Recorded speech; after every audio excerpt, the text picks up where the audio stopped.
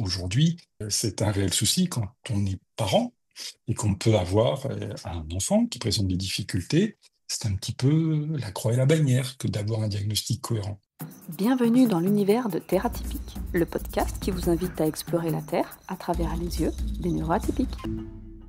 Bonjour, bonsoir et bienvenue dans ce nouvel épisode de Terre Atypique.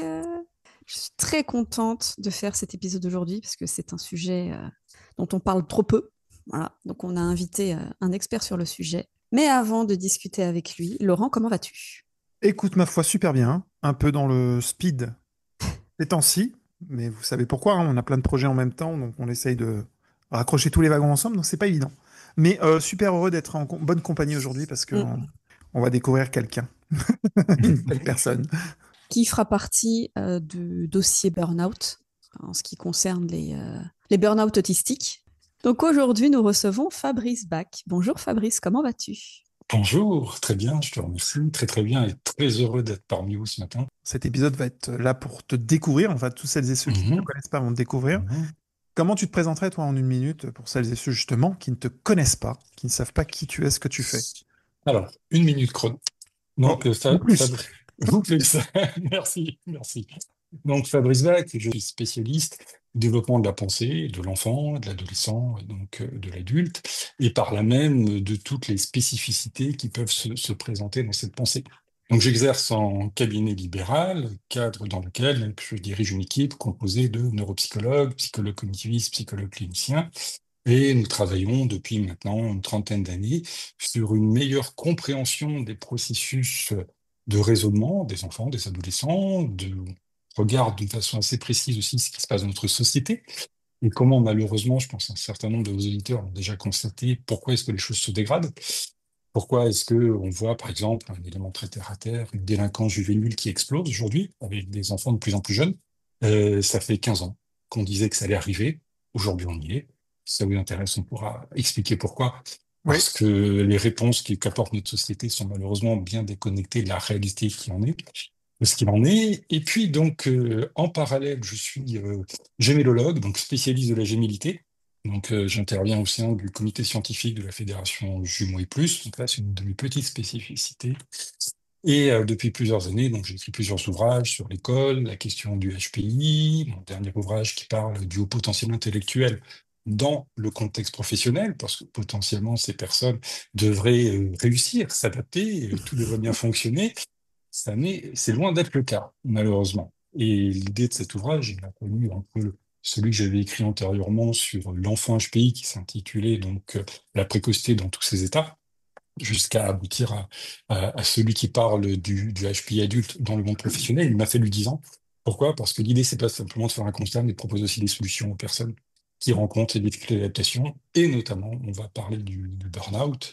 C'est parler du burn-out dans cet ouvrage. Et depuis maintenant 2019, j'ai eu le plaisir de participer et d'être cofondateur à donc, une structure qui s'appelle VLB, Vaincre le Burn-out, avec quelqu'un que vous connaissez donc très bien, Didier Lechemière. On Et a bien reçu. donc, oui, tout à fait. Et on travaille sur ces problématiques, là aussi, du burn-out. Pourquoi certaines personnes vont présenter et pas d'autres.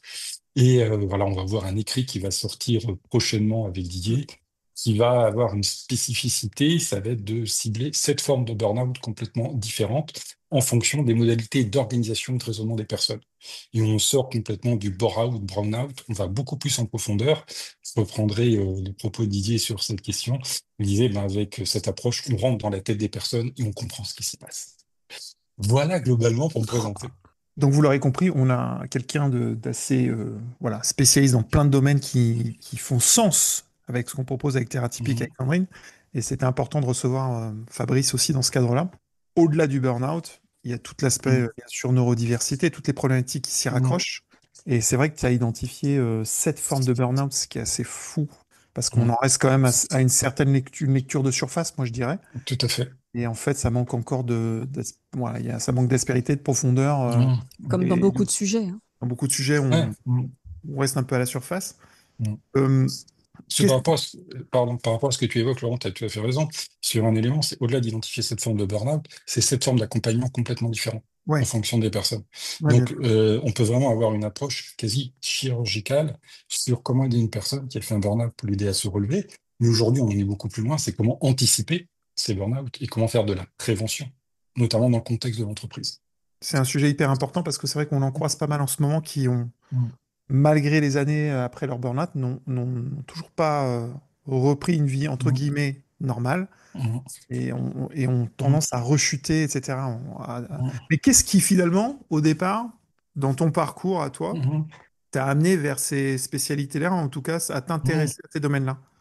Alors, je te remercie de cette question parce que je dirais on ne tombe pas dedans par hasard. Mm. C'est comme Obélix qui est tombé dans la marmite quand il était petit. Oui, pratiquement. J'ai envie de dire, ce qui est particulier dans mon parcours universitaire, à la base, j'étais étudiant et moi, je voulais être psychanalyste. Saint-Freud, c'était quelque chose d'extraordinaire.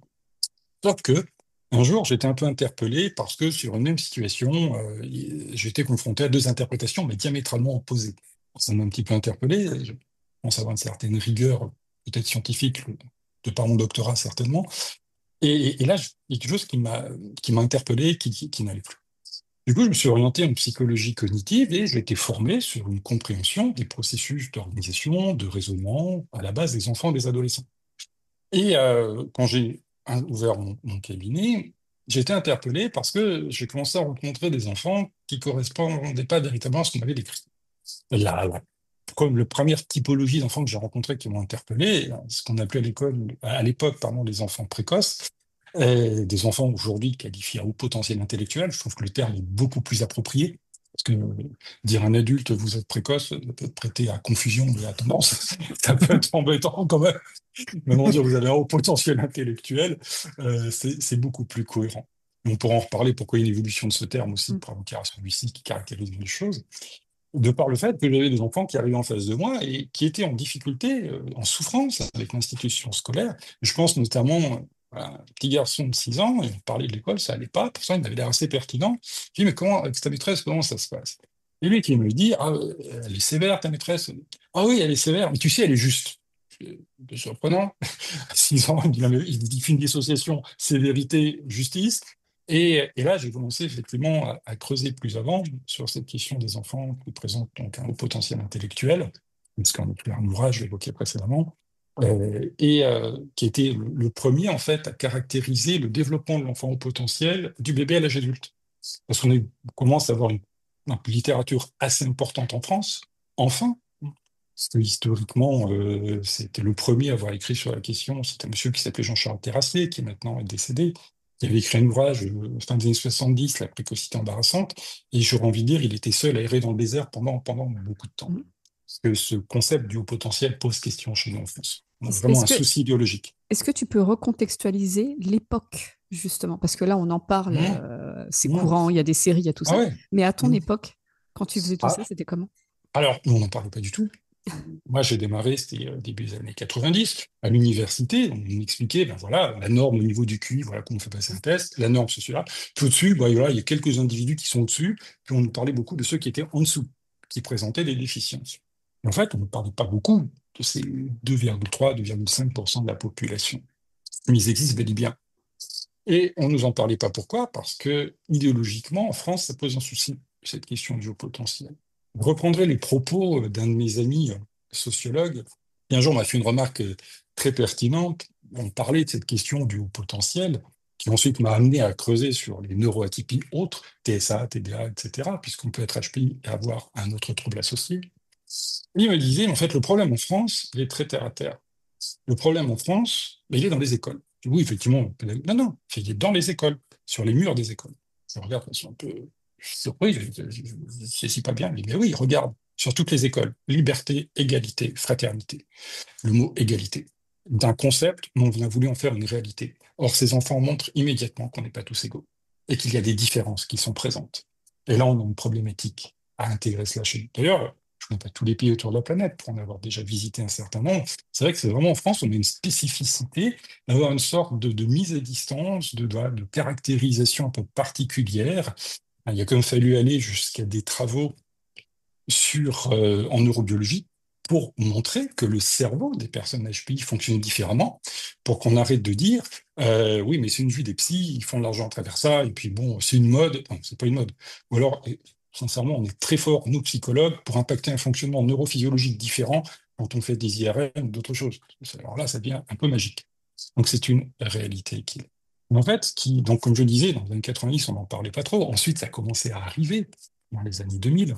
Maintenant, on a une littérature assez florissante. On a une série télé, tu l'as évoqué, Sandrine, HPI. Bon, comment on va dire ça? Je reste un peu dubitatif. Audrey Fleurot est très gentille, hein. Je vais être très... Après, la question que je pose, est-ce qu'ils ont réellement un conseiller technique sur cette série? Je ne pense pas.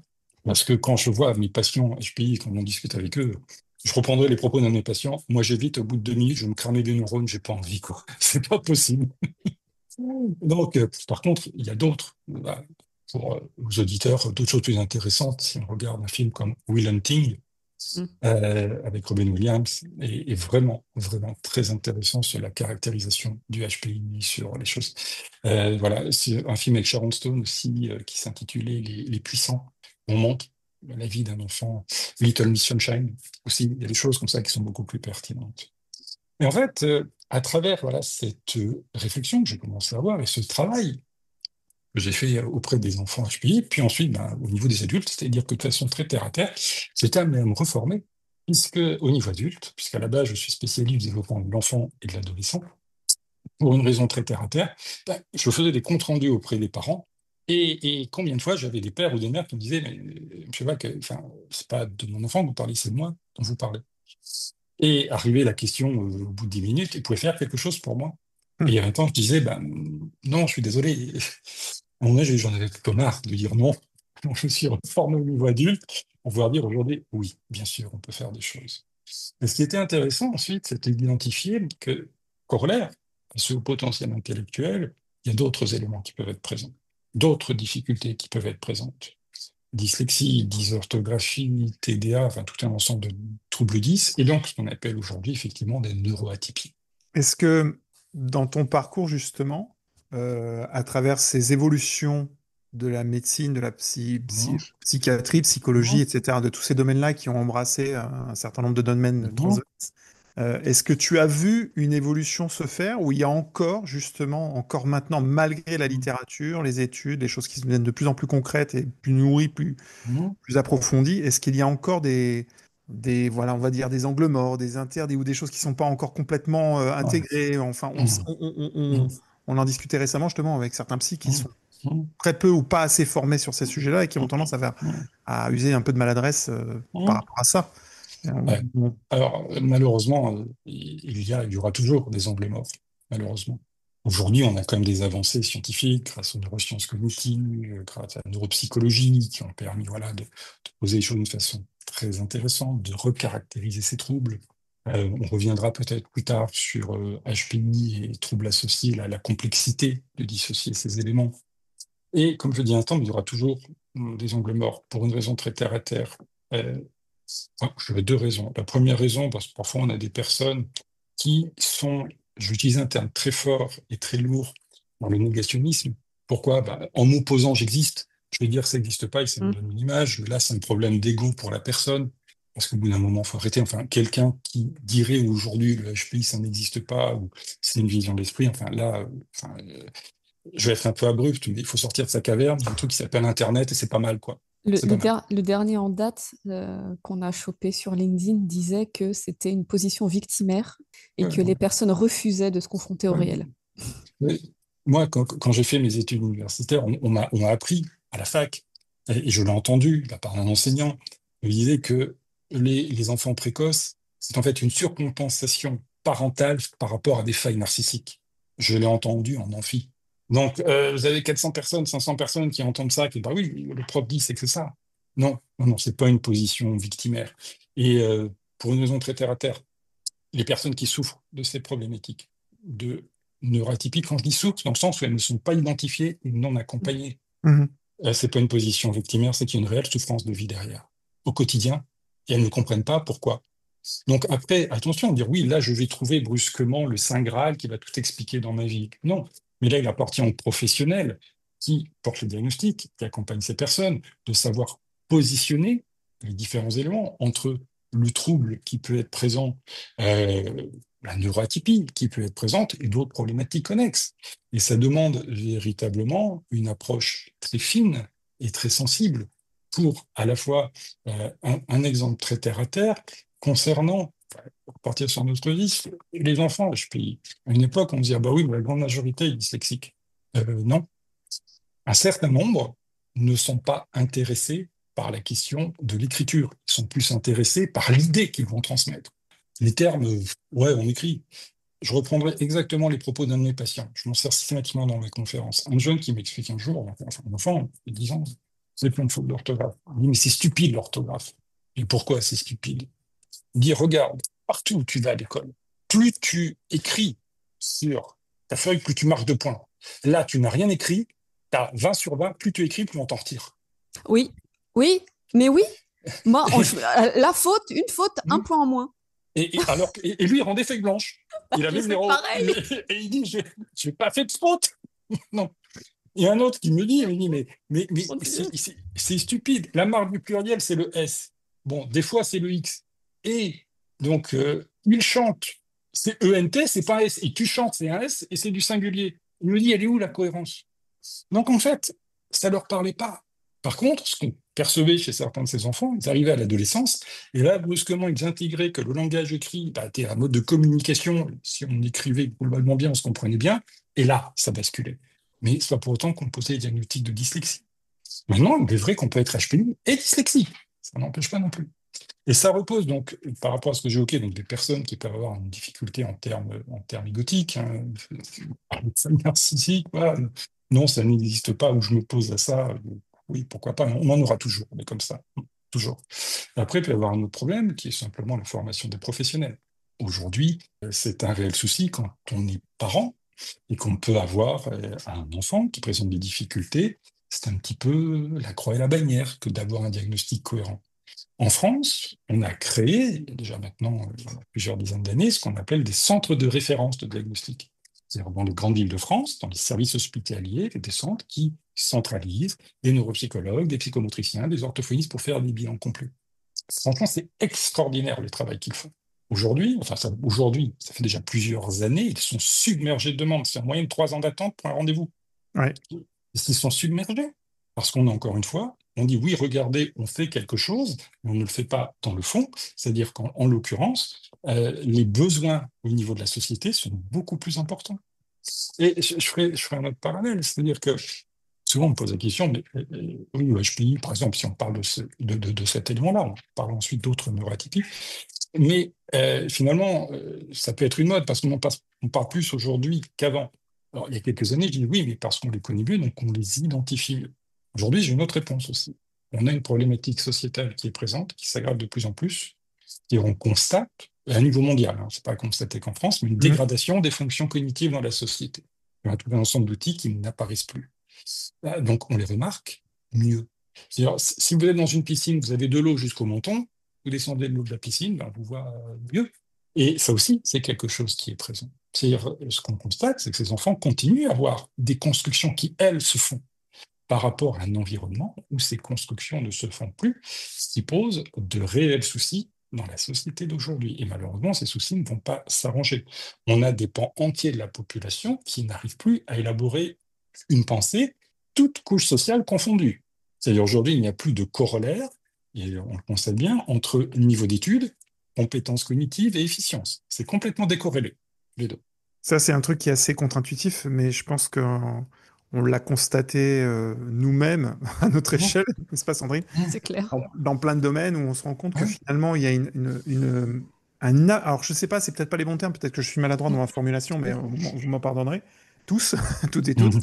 Mais il y a une forme d'appauvrissement aussi de la pensée, de nivellement en tout cas. Et effectivement, dans ce nivellement, forcément, comme tu le dis, on avait de l'eau jusqu'au manteau jusqu'à présent, maintenant c'est descendu jusqu'à la taille. Donc forcément, ceux qui sont au-dessus de la mêlée, on les voit plus.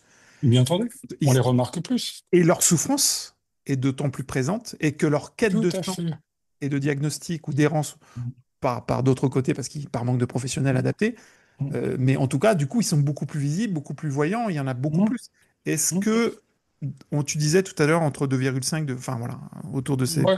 pourcentages-là, est-ce que ce pourcentage est peut-être un peu plus élevé que cela ou c'est stable? Alors, C'est ça la question finalement. Ou est-ce qu'on se rend compte que c'est peut-être un iceberg et on n'en voyait mm, pas complètement Parce que le... nous, on a vu qu'il y avait des nuances dans les nuances. tout à fait, tout Il y à fait, tout à fait. avait des En- neuroatypies, enfin des ouais, neuroatypiques dans les neuroatypiques. Donc, c'est waouh. exactement, exactement. C'est-à-dire que, d'une façon très terre à terre, si on repart sur la biologie des enfants, on a des enfants qui peuvent être ce qu'on appelait à l'époque multidys, présenter plusieurs dysfonctionnements. On peut avoir un trouble déficitaire de l'attention, être hyperactif, être dyspraxique et avoir une dyslexie en parallèle. Et là, on commence à cumuler.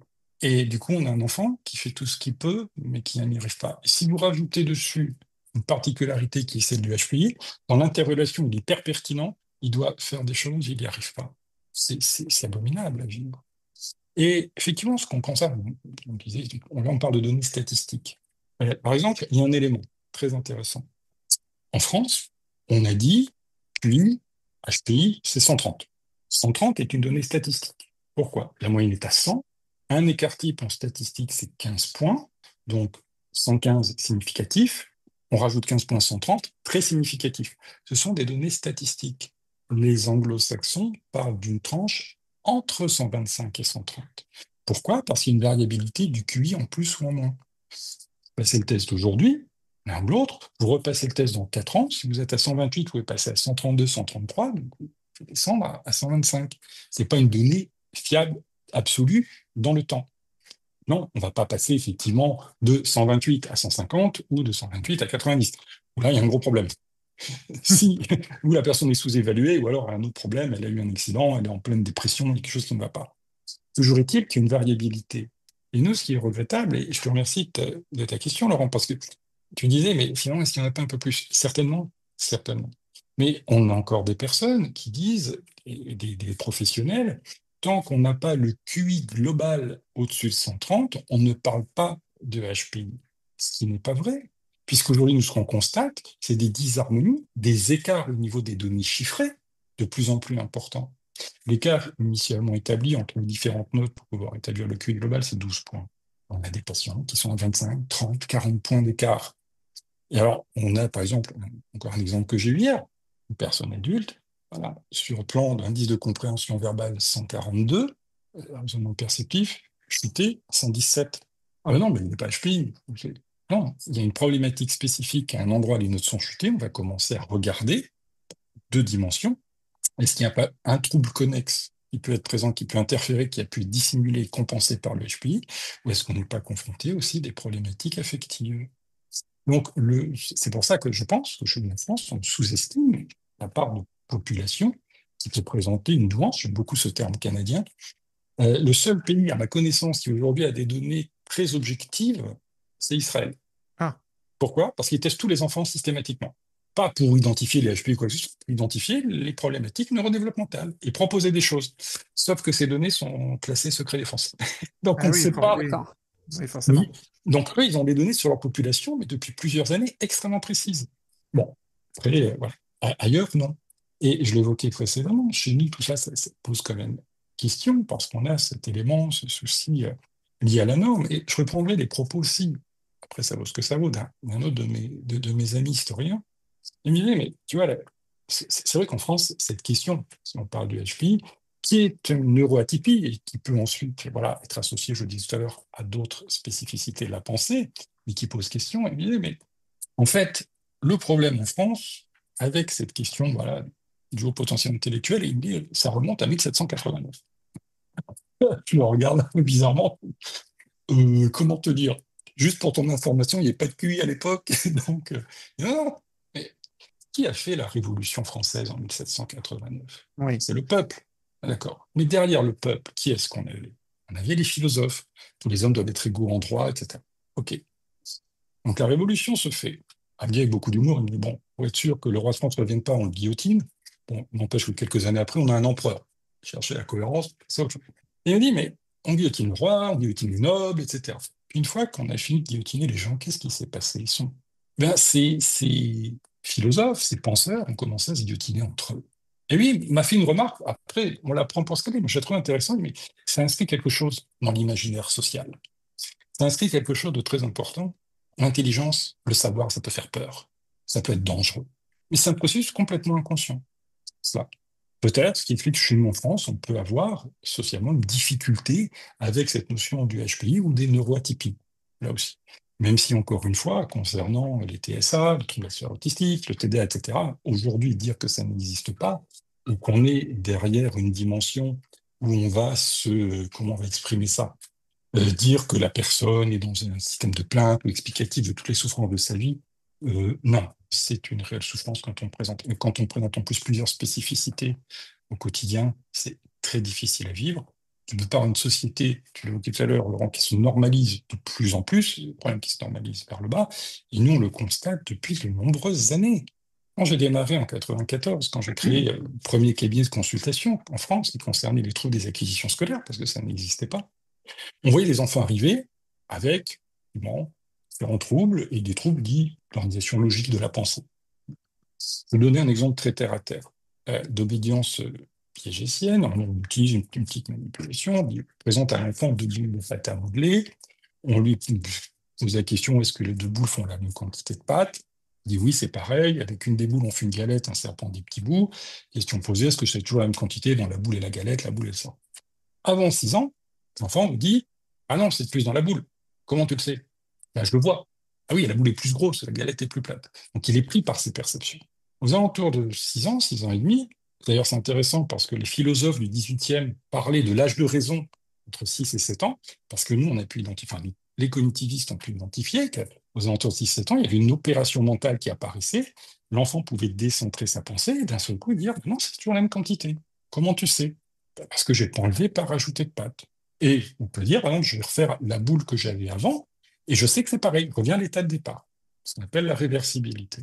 Cette réversibilité mentale, dans le contexte scolaire, c'est ce qui va connecter tous les systèmes inverses. Addition, soustraction, multiplication, division, singulier, pluriel, masculin, féminin.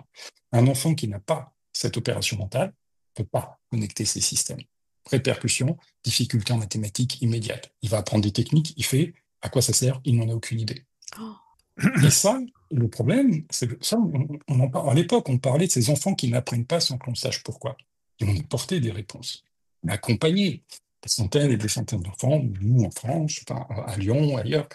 D'ailleurs, c'était intéressant à l'époque parce que c'est des choses qui sont exportées à l'étranger. Pendant plusieurs années, j'ai eu le plaisir d'intervenir à l'UCLA, l'Université de Californie, sur cette question du développement de la pensée et des failles qui pouvaient être présentes, puisque les Américains n'avaient pas ça. Eux, ils avaient leur fameux test de QI et ils disaient, mais on ne comprend pas, on a des enfants qui ont des scores assez bas, et pourtant, on sent qu'il y a quelque chose. Et moi, je leur dis, ben oui, parce que vous êtes à un niveau d'élaboration trop élevé. Descendez de 2 étages, vous allez trouver des modes d'organisation pour pouvoir reconstruire. Sauf que ce qu'on a constaté, ben, c'est que les troubles cognitifs se sont tout doucement généralisés dans la pensée. Et aujourd'hui, on a, je le disais tout à l'heure, des pans entiers de la population. On parle d'enfants, d'ados qui n'ont plus ces opérations mentales. On dit, bon, bah, ils sont en échec à l'école. Ça implique beaucoup d'autres choses. Un exemple très terre à terre. Dans la pensée, on a 2 domaines qui se construisent de la petite enfance jusque, globalement, 19-20 ans. Une sphère dite affective et cognitive. À la base, à l'origine, chez les tout petits, on parle de l'univers du jeu et de l'univers de l'observation. Et les deux sont emmêlés. La réalité, c'est un jeu, et le jeu, c'est la réalité. Ils passent de l'un à l'autre. Par exemple, si l'un et l'autre, vous avez des enfants, à un moment donné, il fait un cauchemar. Il pense que c'est vrai. Vous allez lui expliquer que non, c'est dans sa tête, c'est pas la réalité, etc. Tout doucement, ces 2 sphères vont se scinder. L'univers du jeu va générer la sphère émotionnelle affective, l'univers de l'observation, la sphère dite cognitive et logique. Et aux alentours de 6-7 ans, on va avoir une sorte de filtre qui va se positionner entre les deux, qui empêche les interférences de la sphère affective dans la sphère cognitive, et des parasitages qui peuvent être présents. Bon, certaines personnes, le filtre n'existe pas. Un exemple très terre à terre de ce filtre. Un matin, vous prenez votre voiture, vous partez, et vous êtes un petit peu, en retard, vous arrêtez un feu, et là, brusquement, quelqu'un arrive derrière, lui ne s'arrête pas et vous rentre dedans. Je peux vous assurer que votre filtre saute très très vite. On sort de la voiture, on est un petit peu tendu. Normalement, le filtre se remet en place. Qu'est-ce qui se passe? On sort les constats, puis on remplit. Voilà. Et si vous n'avez pas de filtre, tout ce qui va prédominer, c'est la dimension affective et émotionnelle. Des émotions à l'état brut qui ressortent. Et on commence à voir tout un ensemble de situations depuis quelques années qui interpellent notre société Un exemple très terre à terre, dernièrement, le PSG qui gagne. Oh, Faire. ouais. Bon, alors nous, ça nous a interpellés avec différents confrères, parce que le lendemain, on a été en lien. Il y avait ce qui nous était renvoyé à la télé, ce qu'on avait sur nos téléphones, sur les réseaux sociaux. Oui, il y a quelques petites échauffourées, et de l'autre côté, on avait des voitures qui brûlaient, etc. Deuxième élément qui ressort, c'est très intéressant, c'est, on dit, mais la majorité, c'est des mineurs qui sont interpellés. On ne comprend pas ce qui se passe. D'ailleurs, si vous regardez depuis plusieurs mois, on a des faits, il y a des faits graves dans la société, un jeune homme qui rentre à l'école, qui poignarde son ex-copine, il a 15 ans. Un autre qui en tue une dans une forêt, il a 19 ans. On se dit, mais qu'est-ce qui se passe dans leur tête? Qu'est-ce que c'est? C'est un manque éducatif.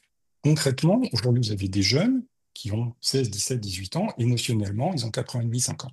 Et là, on a un problème. C'est-à-dire, quand ils ont brûlé les voitures pour le PSG, ils étaient contents. Ils étaient contents. Prenez un enfant de 5 ans, vous lui achetez quelque chose qu'il voulait depuis longtemps, et vous lui donnez. Mais il peut être tellement content sans faire exprès, il va le faire tomber, il le casse. Et en tant que parent, on dit, ah, quand même, tu pourrais faire attention à ce que tu as fait, quoi. Et ce qui est intéressant, à ce moment-là, c'est que là, on a un enfant de 5 ans, vous rajoutez 10 ans, il a 15 ans, ben, il peut réagir de la même façon. C'est-à-dire, l'émotion va être immature parce que les fonctions cognitives en parallèle sont peu élaborées et peu structurées. Et là, on glisse vers des problématiques sociétales centrales, au-delà de la dégradation qui est présente aujourd'hui, qu'on constate, on pourrait y revenir, mais des problématiques centrales parce que les réponses qui sont apportées sont des réponses judiciaires. Attention, je ne dis pas qu'il ne les faut pas, on est bien Oui, d'accord. oui. Mhm. Mais ça n'est pas la seule réponse. Oui, il faut une sanction, certes, mais pas uniquement. C'est pas la sanction qui va changer son mode de raisonnement. C'est-à-dire, vous avez des jeunes chez qui, au-delà, on parle de fonctions cognitives, c'est ces fonctions cognitives qui permettent l'émergence du jugement moral. Là, on a des jeunes, le jugement moral, il y a ce qui me fait du bien à moi, et ce qui ne me fait pas du bien, c'est pas bien. Ça ne va pas plus loin que ça. Jugement moral d'un enfant de 4 ans. Mais Sauf qu'ils ont 18, 19 ans. c'est dû à quoi? Alors, merci de ta question, Sandrine. Merci. Ah oui, C'est logique. d'où ça vient ce truc? D'où ça vient? En fait, ce qu'on constate, euh, on a fait différentes études, alors c'était avant la Covid, on a vu des choses qui se sont accélérées depuis. Moi, j'ai participé à certaines d'entre elles, d'autres ont été faites autour de la planète. On a constaté de façon mondiale une dégradation des fonctions cognitives. Ça n'est pas lié, voilà, qu'à la France ou brusquement, voilà, je ne sais pas ce qui s'y passe. Sauf que ce qu'on constate, en parallèle, tous les pays ne sont pas touchés de la même façon. On a des pays plus touchés que d'autres. Et le parallèle que l'on a fait, à un moment donné, c'est avec le système pédagogique et éducatif. On a un système pédagogique aujourd'hui qui est profondément dégradé. L'école est un endroit par lequel nous passons tous, et nous allons y passer plusieurs années. L'école est là pour construire le citoyen de demain, un citoyen autonome, responsable, quelqu'un qui va s'insérer dans la société, qui va participer au fonctionnement de cette société, la construire, l'améliorer. C'est l'épine dorsale, une société, un système pédagogique. Et on a laissé notre système pédagogique glisser, tout doucement, avec énormément de dysfonctionnements. Je crois que c'était l'année dernière, le ministère de l'Éducation nationale avait passé 4 ministres en un an. Oui. Mm. Je l'ai rappelé à nombreuses reprises dans les épisodes précédents. Même les syndicats n'y croient plus, quoi, qui en face, avec des choses absurdes qui sont posées. On met au ministre de l'Éducation nationale une personne qui a ses enfants dans un établissement privé. Faites un peu attention, enfin, c'est un peu de jugeote quand même. Et le problème aujourd'hui qui se présente par rapport à ces failles des fonctions cognitives qui se sont généralisées dans la société, c'est très important à préciser, ça touche toutes les couches sociales. Vous dire oui, peut-être des milieux défavorisés. Non. Ça touche toutes les couches de la société. Aujourd'hui, on a des personnes qui ont des failles cognitives, on a des médecins, on a des chefs d'entreprise, on a des avocats, et on a des personnages présidents politiques. Vous parlez de notre empereur. Pardon, excusez-moi. Pardon, excusez-moi. Oula. Nous sommes en 2025, je recontextualise. Ouais, on est en 2025, mais l'Empire n'a jamais pris fin. Donc, il y a des soucis qui sont présents dans notre société aujourd'hui, et on le voit. On dit oui, certaines personnalités politiques sont là pour faire le buzz à un moment donné. Non, ils ne font pas que le buzz. Il y en a certains quand même qui posent question sur leur modalité de fonctionnement. Tout parti confondu. Tout parti confondu. Important à préciser. Et là, ça devient très problématique pour notre société. Donc effectivement, on a vu ces dégradations. Enfin, il y a des gens dans l'éducation nationale, j'en croise régulièrement, puisque j'interviens auprès de personnels enseignants, qui font un travail extraordinaire sur le terrain. Et d'autres, ça pose question, ça pose souci, ça pose de plus en plus souci. Il y a quelque temps, j'intervenais dans un colloque et j'étais interpellé dans ma présentation, voilà, sur le burn-out chez les enseignants et ces problématiques qui sont présentes. Et brusquement, la personne qui intervient après moi pose la question, c'est l'intitulé de son intervention, faut-il rester ou quitter l'éducation nationale? Ça interpelle comme question quand même, ça interpelle. Et aujourd'hui, toute société fonctionne sur 3 piliers: l'éducation, la santé et la justice. Ce sont les 3 piliers de la société. Euh, Chez nous, on a un souci dans les 3.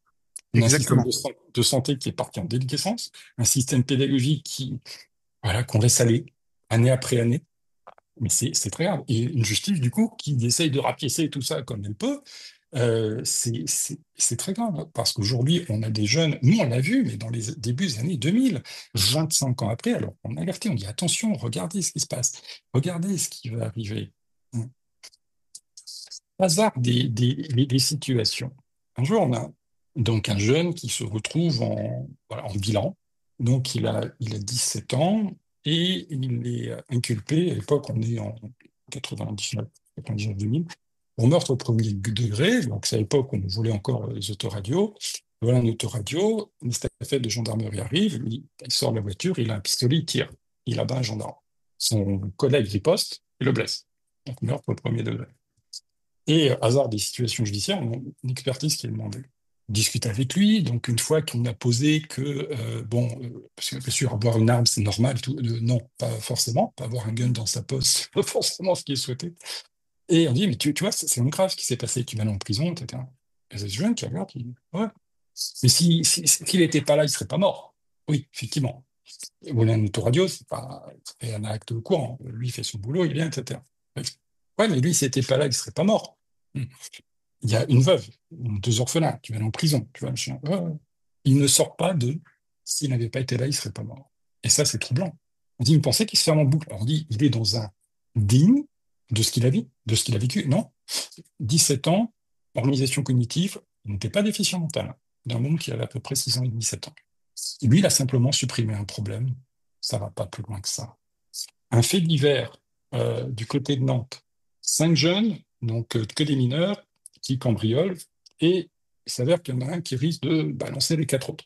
Les 4 l'emmènent en forêt, le tuent, brûlent le corps. Il y a des traces ADN de partout. Ils ont retrouvé les jeunes assez rapidement derrière. Et le procureur de la République, il dit, je ne comprends pas, j'ai le sentiment qu'ils n'ont pas conscience de ce qu'ils ont fait. Non, ils ont juste supprimé un problème, ils risquaient de les balancer. Et ça ne va pas plus loin que ça. Et mettre en place, effectivement, j'entendais dernièrement, oui, il faut à un moment donné supprimer les allocations de parenthèse. Ça, le problème est ailleurs, est ailleurs.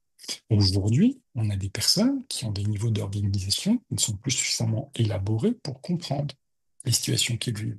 Alors vous me direz, bah oui, mais attendez, ok, je vois bien, mais parler de médecins, d'avocats, ils font comment? Ils s'adaptent à leur façon. Un médecin il écrit mal, comme beaucoup de médecins. Et problématique, il doit avoir une dysgraphie. Donc, il fait des ordonnances par ordinateur.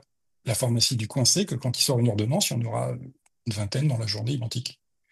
Oui, mais il voit quand même des gens avec des symptômes particuliers. Il a tout un catalogue d'experts, vers lesquels il renvoie, en cas de doute. Et il continue à travailler comme ça.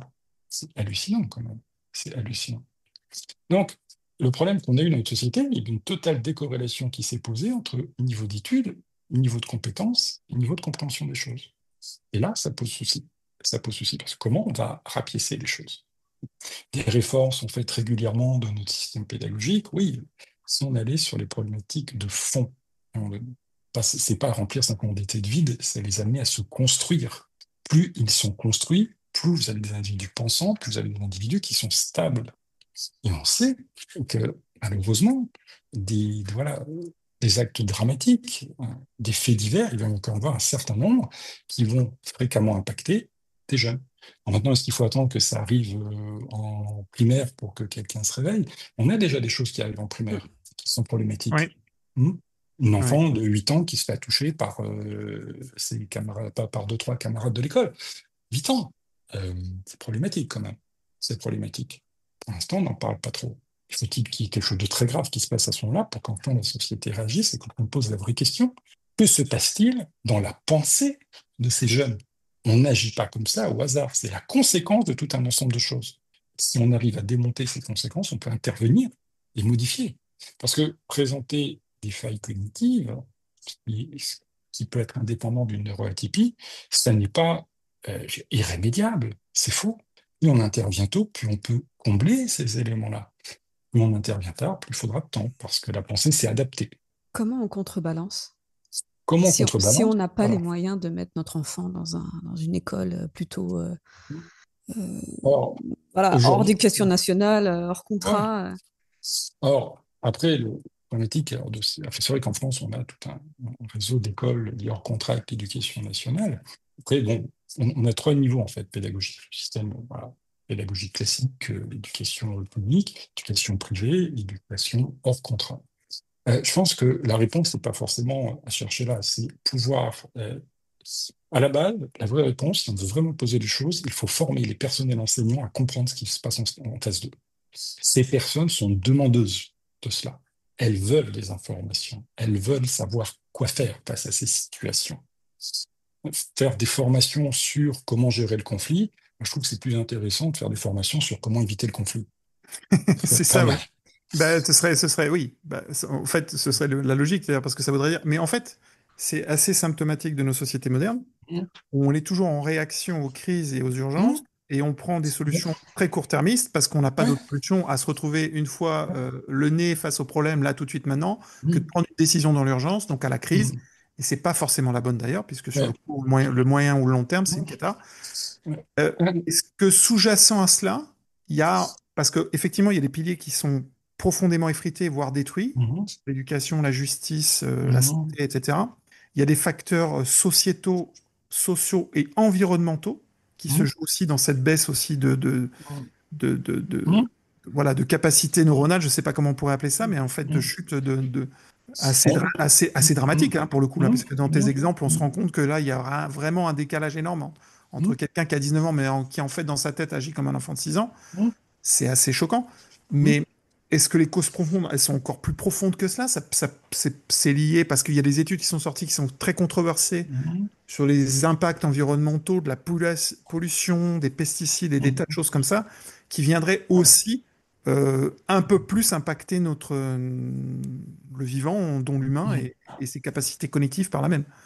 Alors, par rapport à ça, étant interactionniste et développementaliste convaincu, pour moi, beaucoup de choses se jouent dans l'interaction. Alors, Voilà. effectivement, ce que tu évoques en termes de problématiques environnementales, de pollution, etc., c'est des choses qui peuvent venir aggraver. J'en suis tout à fait d'accord. Malnutrition, etc. Attention aux liens que l'on fait parfois avec les écrans, etc., en disant, Oui. regardez, l'écran, enfin, les jeux vidéo, aucune étude n'a jamais montré que les jeux vidéo généraient des comportements violents. Maintenant, tu prends un individu fragile psychologiquement, avec des failles cognitives, qui va dans ces jeux, mais il y a un terrain au préalable qui va amener cela. Le jeu en lui-même, non, absolument pas. Pareil, on dit oui, mais le temps passé devant les écrans, etc. Oui, on sait que ça va impacter le développement. On commence à identifier de plus en plus de problématiques attentionnelles. Il suffit de regarder. Enfin, tu vas sur YouTube, le temps que tu regardes, que la vidéo que tu regardes ne te convienne pas, faut quoi? 3 à 4 minutes. On va prendre l'autre extrême. Tu vas sur Insta, c'est toutes les 3 secondes, tu scrolles et puis tu passes à autre chose. Donc notre société va générer et accentuer certaines problématiques à travers ce genre de fonctionnement. Quand on ne dit pas d'écran avant 6 ans, il y a peut-être une raison pour ça. Il y a peut-être une raison. On parle aussi des réseaux sociaux. Encore une fois, ça n'est pas l'origine du problème.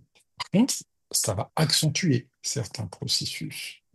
Il y a un excellent reportage, pour une fois, enfin, il y a quand même quelque chose bien parfois qui existe, on peut le nommer sur Netflix, il y a un reportage qui s'intitule Derrière nos écrans de fumée. C'est vraiment bien pensé pour les jeunes. On a le sentiment d'utiliser Internet. Non, c'est Internet qui nous utilise, qui a besoin de notre temps et de nos informations. Oui, Pas on de est le plus en produit. plus ciblé. On est le On est le produit produit. d'Internet. On est le produit d'Internet. Et pouvoir renvoyer ça, c'est extraordinaire. Ces algorithmes qui sont là, qui nous flèchent sur des modes de pensée. On commence à entendre parler. Et là, il y a eu voilà, des directives qui ont été lancées pour développer l'esprit critique Mm. chez les jeunes, dans les écoles. Il y a tout un processus, des protocoles qui sont sortis par des groupes voilà, de réflexion, de recherche, d'éducation nationale. Ouais, mais il faut développer l'esprit critique, bien entendu. Sauf que, il y a juste un souci. Si tu n'as pas les outils cognitifs préalables qui permettent de développer cela, tu Ouais. parles dans le vide. C'est-à-dire concrètement, comme ça va être fait dans les classes, on sait ce que ça va donner. Donc, ils vont mettre ça en place. Ceux qui vont être touchés, voilà, c'est ceux qui ont déjà les outils. Donc, eux, ça va leur parler tout de suite. Les autres vont pas comprendre ce qu'on leur raconte. Ça leur parle pas. Sauf que ils vont remarquer qu'il y en a d'autres qui comprennent pas non plus. Qu'est-ce qu'on va faire? On va les solidariser les uns avec les autres. On va créer un groupe qui met 2, 3 ans plus derrière. Ce groupe-là va attaquer les autres. Classique. Oui, Mais parce ça, on que ne l'anticipe pas. Mais en tant que parent, qu'est-ce qu'on peut faire, en fait? Alors, en tant que parent, qu'est-ce qu'on peut faire par rapport à cela? Déjà, euh, il y a prendre le temps de toujours discuter en tant que parent avec les enseignants. On n'embête pas, enfin, on n'est pas censé embêter un enseignant que d'aller discuter avec lui sur son enfant, sur comment ça se passe, etc. Deuxième élément, lorsque des difficultés peuvent commencer à émerger, pas hésiter à voilà, commencer à les consulter, les voir. Aujourd'hui, il y a un élément qui a posé souci dans nos systèmes pédagogiques. On a une ministre il y a quelques années qui a décidé que le redoublement était anti-pédagogique. Ça ne servait à rien. Un redoublement seul ne servait à rien. Si on l'associait à un accompagnement ciblé, ça pouvait servir. Du coup, l'école ne le propose plus. Sauf qu'on a des enfants qui arrivent début de sixième qui savent à peine lire. À peine lire. Et ils ont passé une année après l'autre. À savoir s'il y a des auditeurs qui nous écoutent et qui sont parents avec un enfant en difficulté, le parent, lui, peut demander à ce que son enfant refasse une année. Mais l'école ne le proposera plus. On le fait passer au fur et à mesure. Donc, comme je disais, discuter avec les enseignants chaque année. S'il y a des difficultés, pouvoir commencer à aller vers des professionnels. Le problème très terre à terre vis-à-vis de ces professionnels, on en parlait tout à l'heure, on a un système de santé qui est un peu parti en déliquescence, et là, c'est un problème qui est présent. Aujourd'hui, trouver un psychiatre ou un pédopsychiatre, c'est une mission impossible. Si on prend une ville commune, ils sont tous saturés ouais. depuis la Covid. Saturés. Les centres de référence, on l'évoquait tout à l'heure, sont saturés de demandes. Ils auraient dû, depuis le temps, tripler leurs effectifs. Ils ont eu des compressions personnelles. Ouais, c'était C'est ça le tous réel, hein, les gens, hein. les Ah oui, moyens ont été détournés, enlevés, ah ouais. supprimés. Enfin bon, bref. Ah ouais, mais c'est dramatique. Donc, comme tu le disais très justement, Sandrine, mais quel temps parent, qu'est-ce qu'on peut faire? C'est effectivement pouvoir aller vers des professionnels. Trouver une orthophoniste aujourd'hui, c'est très difficile. Elles sont submergées de demandes. Ouais, Submergées de demandes. Et l'orthophoniste fait un travail très ciblé, très intéressant. Si on prend un enfant qui présente une dyslexie, il va avoir besoin, donc un Mm. trouble d'acquisition de la lecture. Attention, parce qu'on associe dyslexie avec problématique d'écriture. Non, problématique au niveau de l'écriture, c'est une dysorthographie. La dyslexie peut générer en parallèle une dysorthographie. L'orthophonie, son travail va être central, mais il n'est pas suffisant. Aujourd'hui, on le sait, toutes les études l'ont montré, il faut mettre en place au préalable un travail neuropsychologique sur ce qu'on appelle les fonctions exécutives qui vont permettre au travail de l'orthophonie de se connecter. Faire juste de l'orthophonie pour l'orthophonie, on a eu dans nos dossiers, on a des enfants qui ont fait 350, 400 séances d'orthophonie. Mais s'il y a 50 séances, il n'y a plus d'évolution, à 400, il n'y en aura pas plus. Pourquoi on le fait? Ben oui, c'est pris en charge par la Sécu, donc on peut continuer dans ce sens-là. Et aujourd'hui, ce qu'il faudrait pouvoir mettre en place dans notre société, c'est véritablement une interconnexion des professionnels les uns avec les autres. Chacun balise bien son domaine de compétence, son champ de compétences, que ces professionnels puissent être connectés pour accompagner les enfants et les adolescents. On peut aussi parler des adultes qui, eux, voilà, sont passés à travers ça. Adultes peuvent aussi rencontrer des difficultés qui n'ont jamais été identifiées. Un TDA qui n'a pas été identifié, je crois, de ma part, dans nos dossiers, le diagnostic le plus tardif qu'on ait fait, c'est 48 ans. Pourquoi? Parce que, en fait, que la situation, moi, je suivais donc une personne, donc une dame, et qui voilà, venait, elle, complètement autre chose, c'était HPI, etc., donc difficulté d'adaptation sociale. Et un jour, elle me dit, écoutez, je vais vous parler de mon conjoint. Oui, pourquoi? J'ai vu une émission dernièrement sur le trouble attentionnel chez l'enfant, mais j'ai l'impression de voir lui. Ah, on commence à en discuter. Je dis, écoutez, s'il est d'accord, on va faire un bilan attentionnel. On a regardé, oui, il y a un TDA. C'est jamais identifié. Donc on peut comprendre pourquoi à la maison, quand elle lui dit, sors les poubelles et puis après tu vas faire ça, il sort les poubelles et ça s'arrête là. Et elle dit, m'écoute pas. Franchement, il m'énerve au bout d'un certain temps. Il faut faire un petit peu attention à ce que je lui raconte quand même. On peut comprendre pourquoi à certains moments, il est dans des moments d'hyper, entre guillemets, activité motrice, et il ne peut pas s'en empêcher. On peut comprendre pourquoi il peut traverser des phases dépressiogènes qui peuvent être marquées à ce trouble qui n'a jamais été identifié, qui a été compensé pendant des années. Sauf que la compensation s'use avec le temps. Hmm. Et ça, Un exemple. on n'arrête pas de le dire, ça. Ouais. Ben oui, parce que, en fait, ce qui est très intéressant, pendant longtemps, on m'a posé cette question, quelle différence peut-on faire entre parler d'un jeune de 17 ans qui a une dimension affective ou une cognitive d'un enfant de 6 ans et demi, 7 ans, on dit, mais il est déficient mental. Non, pas forcément. La différence qui est faite entre une déficience mentale et un trouble cognitif, et, je dirais en troisième lieu, une neuroatypie, c'est que dans le cas d'une déficience mentale, la personne ne parvient pas à construire et elle ne construit. Il n'y a pas de système de compensation, en fait. Sa pensée se présente à l'état brut.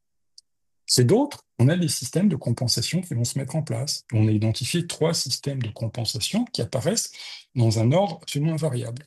Le premier système qui apparaît chez les petits, donc on est au niveau du primaire, c'est la mémoire. Donc je vais stocker un maximum pour restituer un maximum. Et aujourd'hui, on peut faire tout un cursus du primaire qu'avec de la mémoire. D'ailleurs, les enfants HPI comprennent bien parce qu'ils ne travaillent pas. Ils écoutent, je mémorise, je restitue. C'est que ça, c'est tranquille. Voilà. Donc, le mot travail n'apparaît pas du tout. Quand ce système de compensation avec la mémoire peut chanter, qu'il n'est plus aussi fonctionnel qu'il le faudrait, on va en avoir un deuxième qui va émerger. Ce deuxième système de compensation, c'est ce qu'on appelle les schématismes. Des astuces logiques que la pensée va construire pour compenser. Il y a une astuce comme ça très intéressante. Je vais essayer de vous l'imager. Donc, un jour, j'ai un enfant en consultation. Je lui dis, tiens, tu as une multiplication. Ah ouais, c'est difficile, ok. Et pour toi, alors, on va commencer. Quelle est la table de multiplication la plus facile? Ah, il me dit, bah, c'est la table de 9. Là, je fais, ah bon. Putain. Et à l'époque, j'avais Oui. un petit tableau derrière moi. Il me fait, regarde. Il va au tableau, il me fait. Donc 0, 1, 2, 3, 4, 5, 6, 7, 8, 9. Et après, il fait Fois, l'inverse. fois. Donc, 9, 9, 9, 9, 9, égal, il remonte, et après il redescend. 0, 1, 2, 3, 4, 5, 6, 7, 8, 9, il repart du bas. 0, 1, 2, 3, 4, 5, 6, 7, 8, 9. Et il remonte en haut. Et la table est juste. Mm. Et là, je lui dis, mais d'accord. Et la table de 4. Oh, facile. Et donc, 1 fois 4, 4. Je le mets là. 2 fois 4, 8. Alors, 8, je retire 3. Attends, on va s'arrêter. Si ça ne te dérange pas, je vais te chronométrer. Tu es d'accord? Oh ouais, je veux bien. Et je le chronométrais. Il s'est construit une astuce qui dérivait la table de 9, qui n'existe absolument pas, complètement aberrante. Il a réussi sa table en 3 minutes 38. 3 minutes 38 pour faire ça. Mais il avait créé ce schématisme qui n'existe pas. Et donc, l'enfance, donc là on commence à arriver chez les ados, construit ça. Et lorsque les schématismes ne suffisent plus, il va y avoir un troisième niveau de compensation, c'est ce qu'on appelle une régulation affective. Si ma pensée ne peut pas solutionner le problème, je radapte le problème à ma pensée. Là, on a 2 types d'attitudes. Les attitudes de séduction, manipulation de l'adulte, on va essayer de dévier le truc si ça marche. Et puis l'autre réaction, c'est je renvoie le problème à l'envoyeur. Et combien de fois, en intervenant dans des établissements scolaires ou dans des réunions pour les enseignants, je leur disais, mais vous avez un jeune homme qui brusquement, entre guillemets, pète un câble dans le contexte de la classe. Vous l'excluez de la classe. Essayez de réfléchir à ce qui s'est passé. Vous remontez 5 minutes avant, vous faites votre cours. Lui, vous voyez qu'il n'écoute pas. Et d'un seul coup, il dit, qu'est-ce que je viens de dire? Et lui, il ne sait pas. Ou vous lui posez une question, il ne sait pas répondre. Ben, il dévie le problème. S'il s'énerve, vous vous ciblez sur le problème de comportement, personne ne sait qu'il ne sait pas. C'est une forme d'adaptation de la pensée. Et quand on a ces systèmes de compensation qui émergent, on n'est pas dans le cas de la déficience mentale. Malheureusement, dans le cas de la déficience. D'ailleurs, en tant que cognitiviste, la principale déficience mentale qu'on reconnaît aujourd'hui, elle est neurophysiologique. On va avoir des lésions au niveau du cerveau qui vont amener cela. On va avoir des problématiques neurologiques qui vont amener une déficience. Un enfant qui présente une trisomie 21 va présenter une déficience, puisque le développement de sa pensée va être à un moment donné limité sur les éléments abstraits de la pensée. On le sait.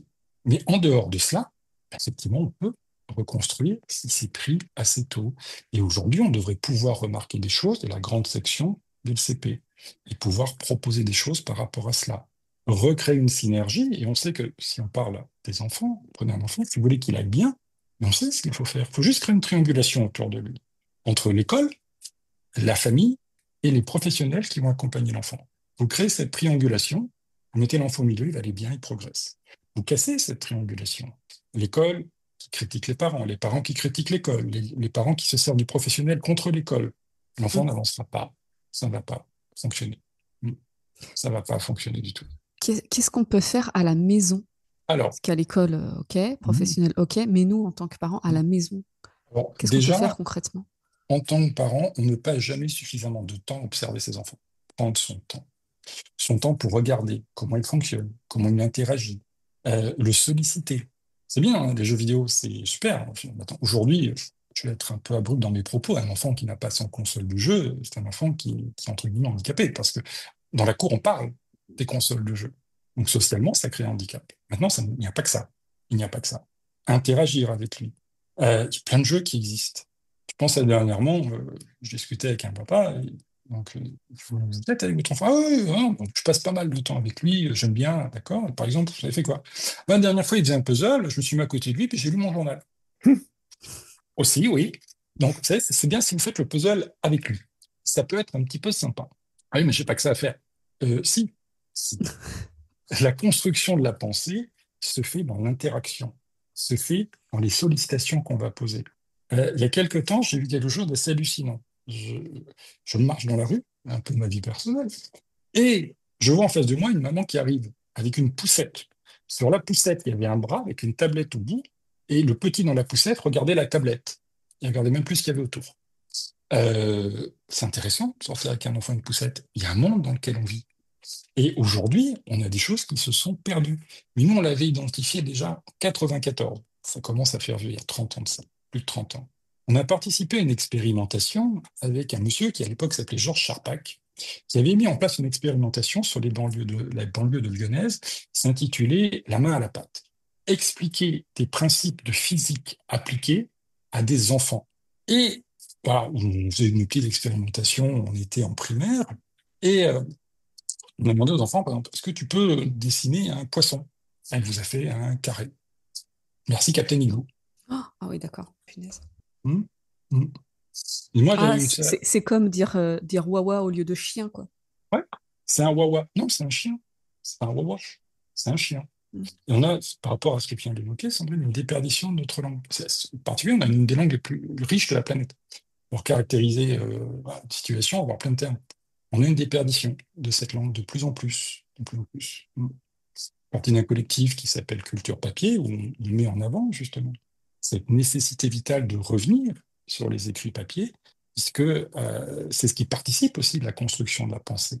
Et oui, on nous a vendu la lecture 2.0, c'était révolutionnaire, etc. Non, les pays scandinaves sont en train de revenir et interdisent les tablettes à l'école et Ouais. reviennent au manuel écrit. Mm. Il y a une raison pour ça. Il y a une raison. C'est pas comme ça. On a décidé. Ça ne veut pas dire diaboliser Internet, diaboliser les tablettes. On est bien d'accord. Ça fait partie du monde d'aujourd'hui. Mais faut-il encore apprendre aux enfants à s'en servir? On ne leur apprend pas. On leur donne, oh, c'est incroyable ce qu'il arrive à faire. Oh, il a à peine 8 ans, il a déjà tout compris. Non, on leur apprend. Développer l'esprit critique sur ce qu'on a sur Internet, ça s'apprend aussi. Ça s'apprend comment? Dans l'échange et la discussion. Et on ne passe pas suffisamment de temps avec les enfants pour discuter avec eux de leur univers, de leur monde, de ce qu'ils vivent, de tout cela. C'est vraiment quelque chose d'important pour jouer avec eux, proposer différentes choses. Le principe de la construction cognitive est logique, mais c'est présent chez le tout petit à 2 ans, c'est le jeu. Plus il joue, plus il va construire. Parfois, il construit mal. On peut essayer de regarder ce qu'il en est.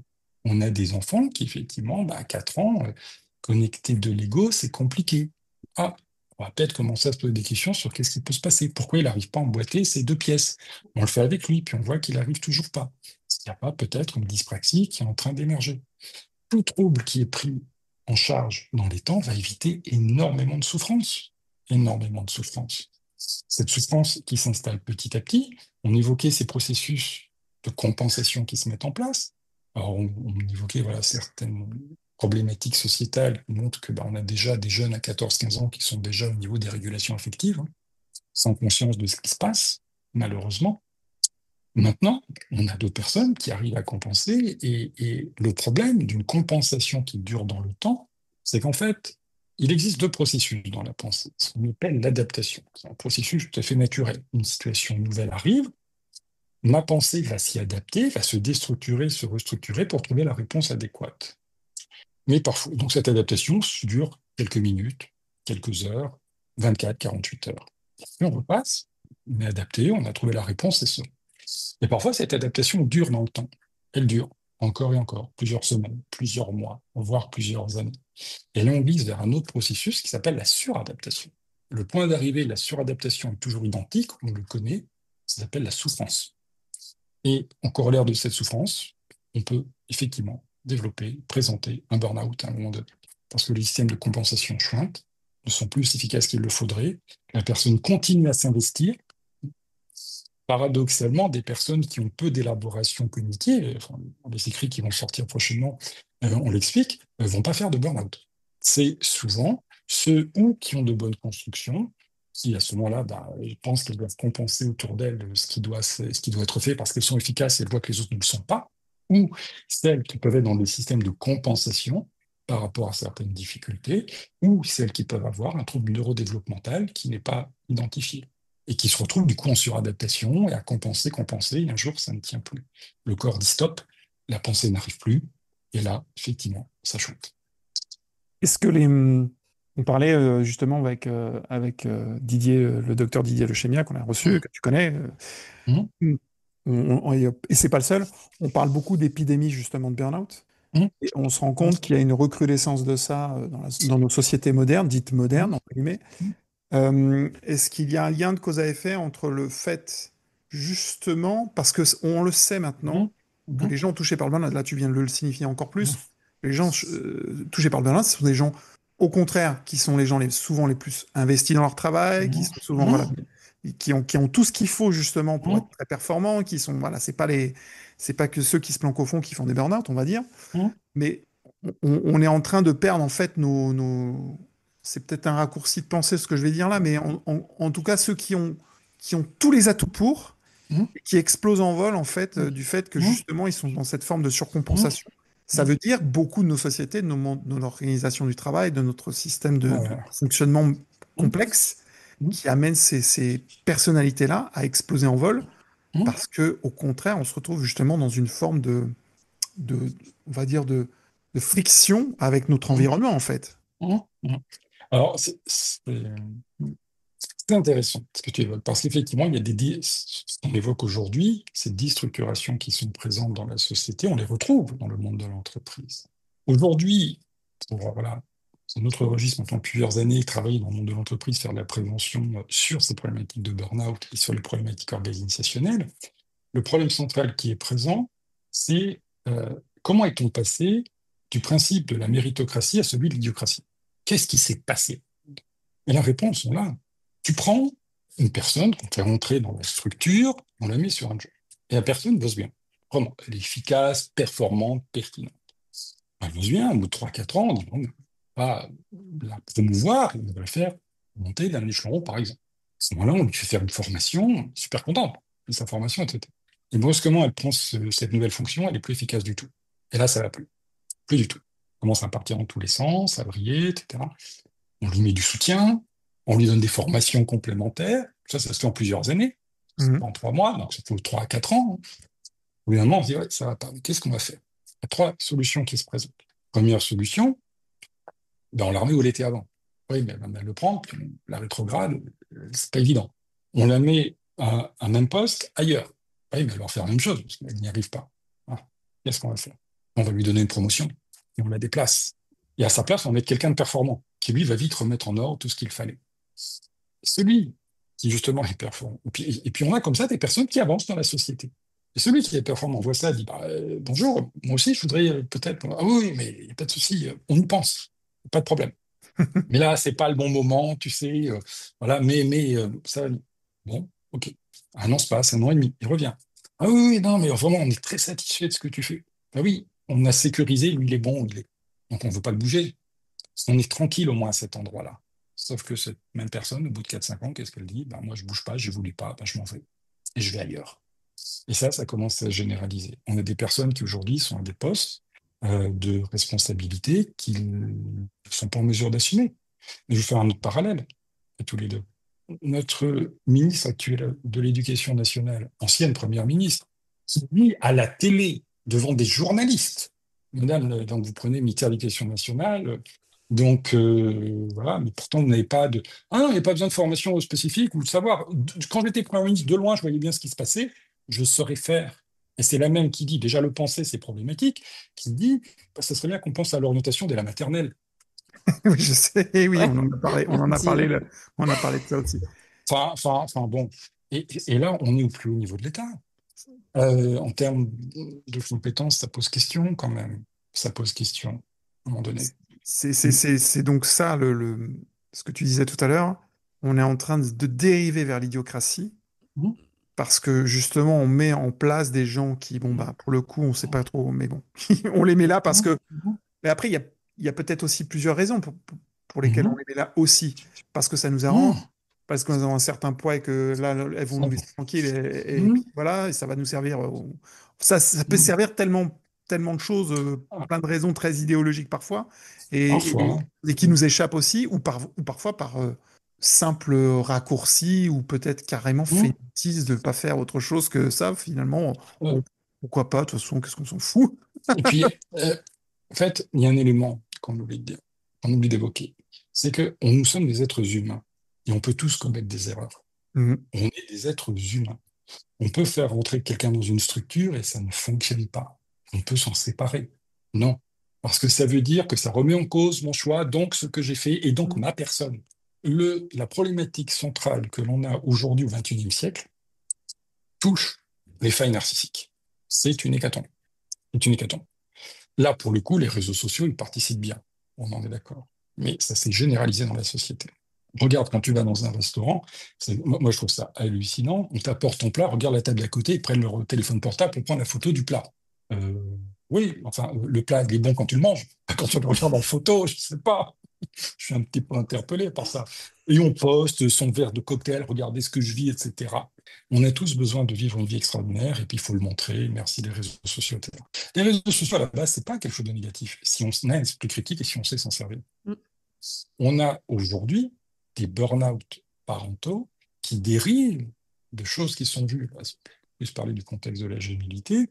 Dans le contexte de la juvénilité, on a des mères qui font des burn-out parentaux parce que ce qu'elles voient des burn-out maternels, ce qu'elles voient sur Internet, cette idéalisation de la maternité et ensuite de la parentalité, c'est parce qu'elles vivent.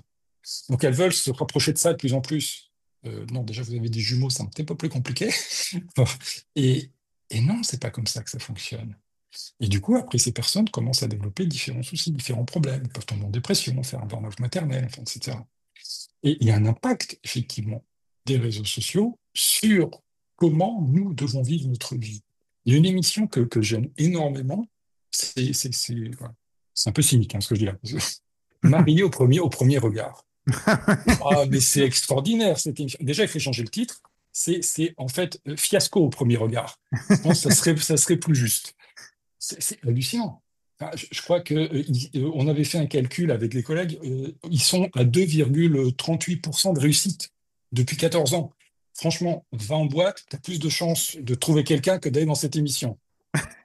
Et qui est montré, c'est n'importe quoi. C'est n'importe quoi. Enfin, je sais pas, c'est hallucinant. Enfin, tu peux la regarder pour voir tout ce qu'il ne faut pas faire pour être en couple. Comme ça, tu es tranquille.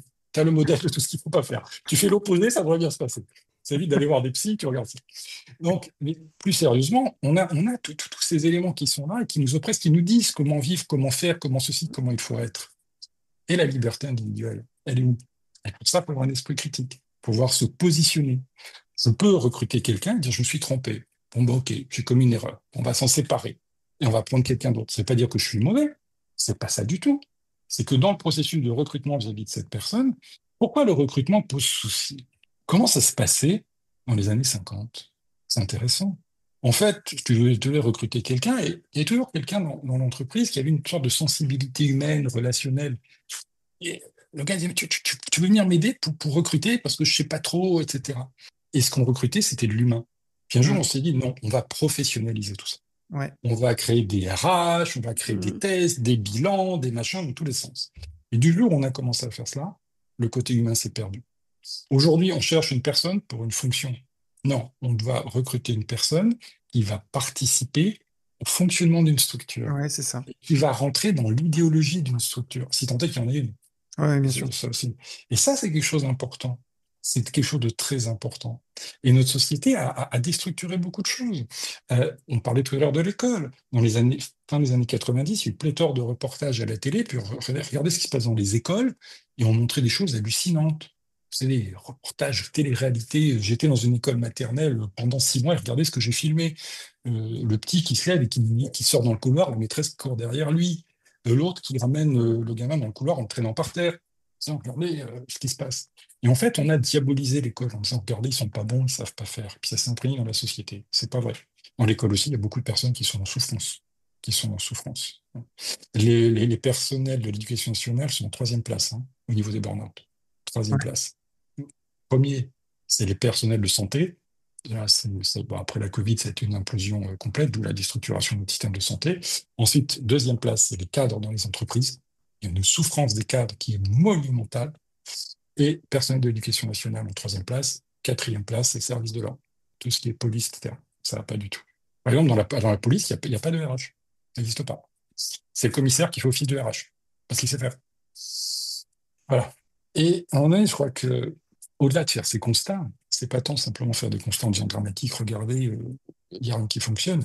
C'est juste avoir une vision réaliste pour à ce moment-là savoir quoi faire et pas s'illusionner. Si on parle effectivement du monde de l'entreprise, aujourd'hui, les entreprises sont confrontées de plus en plus fréquemment à des neuroatypies, sont confrontées à des problématiques de burn-out. Une personne neuroatypique, ça n'est pas un poids dans l'entreprise. Ça peut être une force dans le monde de l'entreprise si on sait la mettre au bon endroit, utiliser ses bonnes compétences. C'est une personne qui peut faire des choses extraordinaires, extraordinaires. Je vais donner un exemple très terre à terre. On parlait tout à l'heure du HPI. On a identifié, j'en parle dans mon dernier livre, 3 formes de HPI bien différentes. Bon, je vais essayer de faire court, parce qu'on pourra en parler pendant 2 heures, c'est passionnant. Donc, on parlait tout à l'heure de ces sphères affectives, cognitives, et à un moment donné, c'est de se faire ce simple, mais il reste une zone de connexion. Pendant longtemps, on a cherché à identifier ce qu'il y avait dans cette zone de connexion. Et on a identifié ce qu'on appelait des structures mères. On les a appelées mères parce qu'elles participent simultanément de la construction affective et cognitive, les deux au même moment. On n'est pas 50, il y en a 5. Anticipation, décentration, généralisation, inhibition, et au centre, une sorte de thermostat central, ce qu'on a appelé les systèmes de classification, qui, en fait, régule l'ensemble en termes de proportionnalité d'utilisation. Chez les personnes HPI, ce qu'on a identifié, c'est que souvent le rouage central des classifications était déstructuré. Donc, qu'est-ce qui s'est passé? Ces structures mères, l'inhibition s'est déconnectée, une sorte de petit diablotin que tu as sur l'épaule qui ne cesse de te renvoyer que tu es incapable, en t'associant toujours à des souvenirs du passé où tu n'as pas réussi. Et les 3 autres structures mères ont commencé à s'associer par paire. Et suivant le mode d'association, on va avoir un fonctionnement HPI spécifique. C'est ce qu'on appelait par exemple les cascades affectives, des surcharges émotionnelles permanentes qui arrivent comme si la personne absorbait en permanence la souffrance de l'autre. On a identifié ce qu'on a appelé les personnes qui sont dans des systèmes de rationalisation, comme si l'affect était mis de côté et leur pensée démonte et remonte toutes les problématiques avec des réponses extrêmement fiables. Sauf qu'au niveau du contact humain, ça peut être un petit peu compliqué parce que ce sont des personnes qui visent l'efficacité. Donc, on ne va pas, oui, s'il te plaît, est-ce que tu pourrais, j'ai fait ça, la réponse est ça, on le met en place. Et en face, il y a tout un enjeu de pouvoir, de décision, etc., que ces personnes ne comprennent pas. Et ce qui est intéressant, c'est ceux qu'on appelle les sentinelles. Ce sont des personnes, donc là aussi, c'est un fonctionnement spécifique, qui les amène systématiquement à anticiper, à prévoir ce qui peut se présenter. Dans le monde de l'entreprise, mais dans une entreprise, c'est une pièce maîtresse, cette personne-là, parce qu'elle va anticiper les problèmes qui vont arriver dans les 3 mois.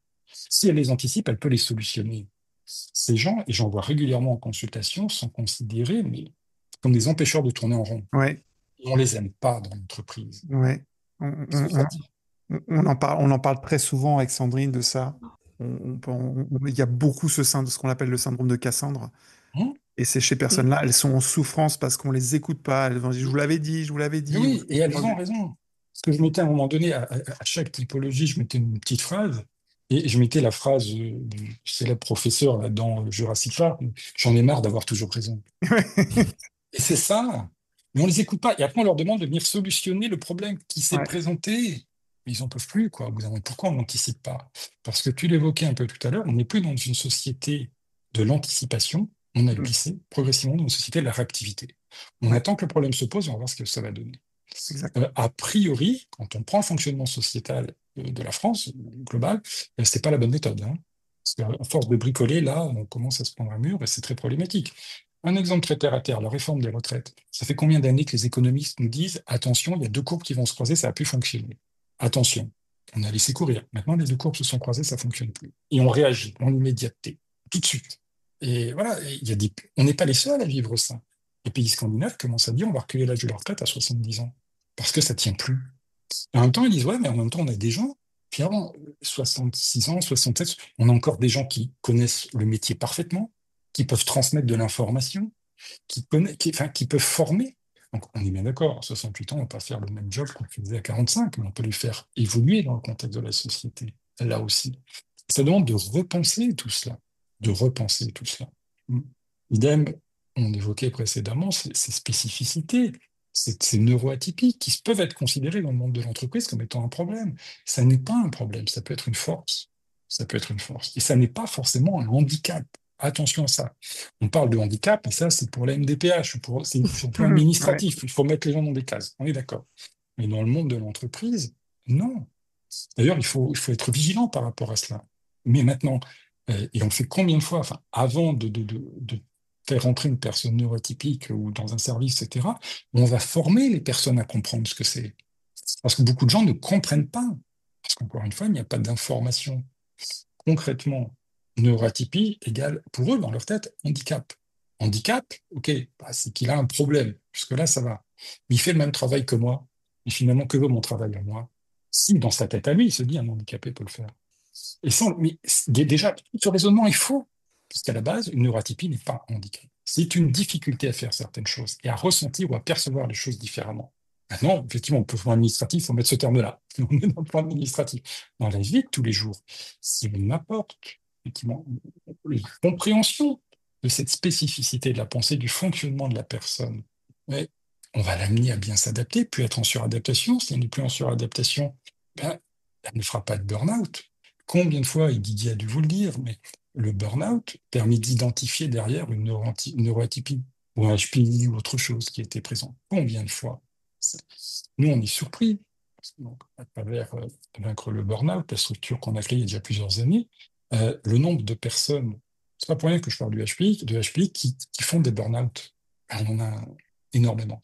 Donc on en entend que oui, le HPI est quelque chose qui préserve, c'est quelque chose qui, attention, au contraire, on s'adapte plus facilement, on a une plus grande satisfaction de vie, et donc le HPI n'est pas un problème.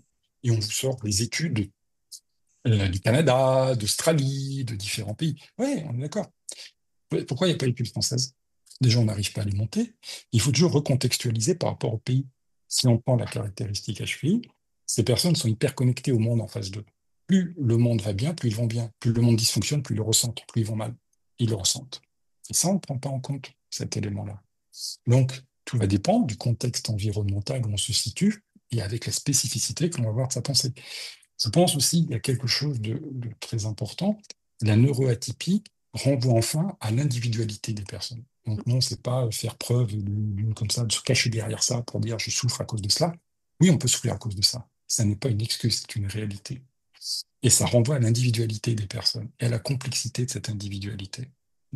Comment l'intégrer à l'école, comment l'intégrer dans le monde de l'entreprise, comment composer avec ces personnes. Et encore une fois, une personne qui arrive avec une neuroatypie, ça peut être une force dans une entreprise.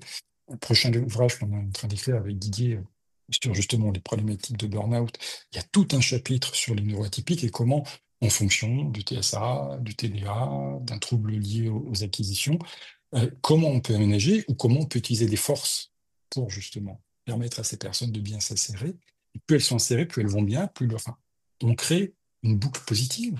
Malheureusement, c'est clair qu'on a encore beaucoup de chemin, parce qu'aujourd'hui, on a encore des diagnostics qui se font très tardivement, on peut avoir plusieurs problématiques qui peuvent se cumuler, mais c'est passionnant parce qu'on y croit et on voit les choses qui avancent. On les voit avancer, heureusement. Et ça pose aussi un problème du coup de... Parce que tu le disais là, tout à l'heure, c'est que il faut aussi repenser le monde de l'entreprise, Ah l'organisation ouais, de l'entreprise. hein, On a un vrai problème hein, organisationnel de l'entreprise et de la vision du travail et la manière dont on amène les gens hein, à se former à un métier, etc. Donc, dans tous nos processus, on a complètement, enfin, pour parler de manière assez triviale, merdé dans les grandes largeurs hein, hein, parce qu'on a déstructuré aussi un certain nombre de métiers, on a déstructuré un certain nombre de femmes, on a fractomisé un peu tout. hein, Et ça permet encore de... On n'arrive pas, souvent dans les entreprises, à remettre en question une certaine organisation. C'est très complexe, c'est très compliqué, parce que comme tu le disais tout à l'heure, bah, ça remet en question ça remet en question les personnes qui ont mis en Mmh, place ces trucs-là. Donc elles se disent, ah, moi j'ai fait des conneries. Donc elles veulent pas. Du coup, elles mmh, se voilent la face. Donc elles sont dans le mmh, déni. Ou alors elles mettent de mmh, côté en se disant non, non. mmh, Donc elles reportent le problème. Donc en fait, c'est un peu le chat qui se mord la queue. mmh, Et en fait, on a du mal à imprégner.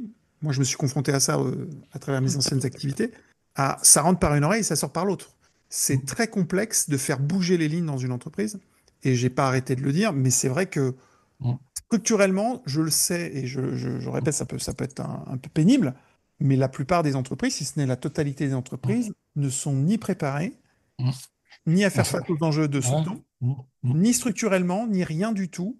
Elles sont mmh, juste mmh, en train de reculer pour mieux sauter, en fait. Donc, il n'y a aucune ouais, entreprise mmh, actuelle qui est mmh, préparée, qui n'est faite pour accueillir soit la neurodiversité, soit mmh, les enjeux de ce siècle.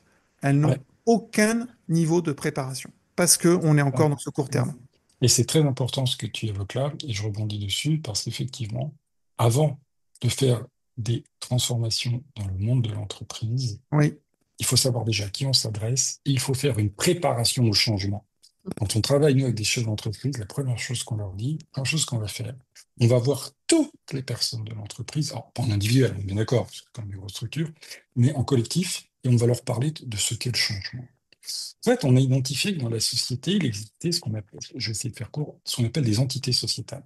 On pense qu'elles ont toujours existé, et on a identifié trois types d'entités. La première entité sociétale, c'est ce qu'on appelle les gens structurés. En deux mots, toute la logique adulte va fonctionner sur deux piliers, ce qu'on appelle donc la capacité à expliquer sa pensée, donc à la verbaliser, à construire un raisonnement, et ce qu'on appelle le système INRC. Inverse, très court, inverse, négative, réciproque, corrélatif, c'est quatre opérations mentales. On a 50% du système qui se construit avant 12 ans sur le concret, et 50% vont se reconstruire sur le plan abstrait. Les quatre opérations vont se connecter, ça induit quoi? La mobilité de la pensée. Donc, logique des propositions, capacité à expliquer, capacité à avoir une mobilité de pensée. Les gens structurés ont ça. Ensuite, il y a une deuxième entité sociétale, ce qu'on appelait les pragmatiques. Les pragmatiques, ben, le système INRC, déjà, ils ont 50% du système et 50% du concret. Ça, c'est pas reconstruit au niveau dessus. C'est des gens, d'ailleurs, c'est fascinant, quand tu discutes avec eux, très rapidement, ils vont te dire, mais tu peux me donner un exemple de ce que tu dis, parce que si possible, extrait de leur expérience, comme ça ils comprennent mieux. mhm, Puis on a une troisième entité sociétale, ce qu'on a appelé les fonctionnalistes. Les fonctionnalistes, système INRC, il n'y en a pas. Dans le meilleur des cas, tu as les deux opérations du concret non connectées. Concrètement, qu'est-ce que ça va? Alors, tout n'est pas aussi scindé, attention. On Mm. sait qu'il existe des semi-structurés, des semi-pragmatiques, des gens qui sont en zone de connexion. Voilà. Mais qu'est-ce que ça va impacter comme message? Je vais donner un exemple très terre à terre. Tu es confronté à un problème. En tant que personne structurée, tu vas réfléchir, analyser, trouver la réponse, on met en œuvre, je vais solutionner le problème, je passe à autre chose. Un pragmatique, face à un problème, il va activer quelque chose, la déresponsabilisation. C'est pas moi, c'est la faute de l'autre. Ah, mais je sais bien, c'était à Pierre de le faire. Ouais, mais c'est à lui, mais de toute façon, c'était le truc. Le problème n'est pas solutionné. Tu vas sur un fonctionnaliste. Face à un problème, il va activer autre chose, la victimisation. Et dans son discours, il y a un truc, je dis volontairement un truc qui apparaît, ça s'appelle Dieu. Mon Dieu, pourquoi moi? Mon Dieu, pourquoi ça me tombe dessus? Mon Dieu, qu'est-ce que j'ai fait pour mériter ça? Le problème n'est pas solutionné. Pas parce qu'il veut pas, mais parce qu'il ne peut pas, parce qu'il ne comprend pas. Si tu... Les personnes structurées ont accès à quelque chose, ce qu'on appelle la spiritualité. La spiritualité, ça n'a rien à voir avec la religion. La religion n'est qu'un point d'application de la spiritualité. Une capacité à parfois réfléchir, soit le monde, l'univers, qu'est-ce que je fais là, vers quoi va ma vie, etc.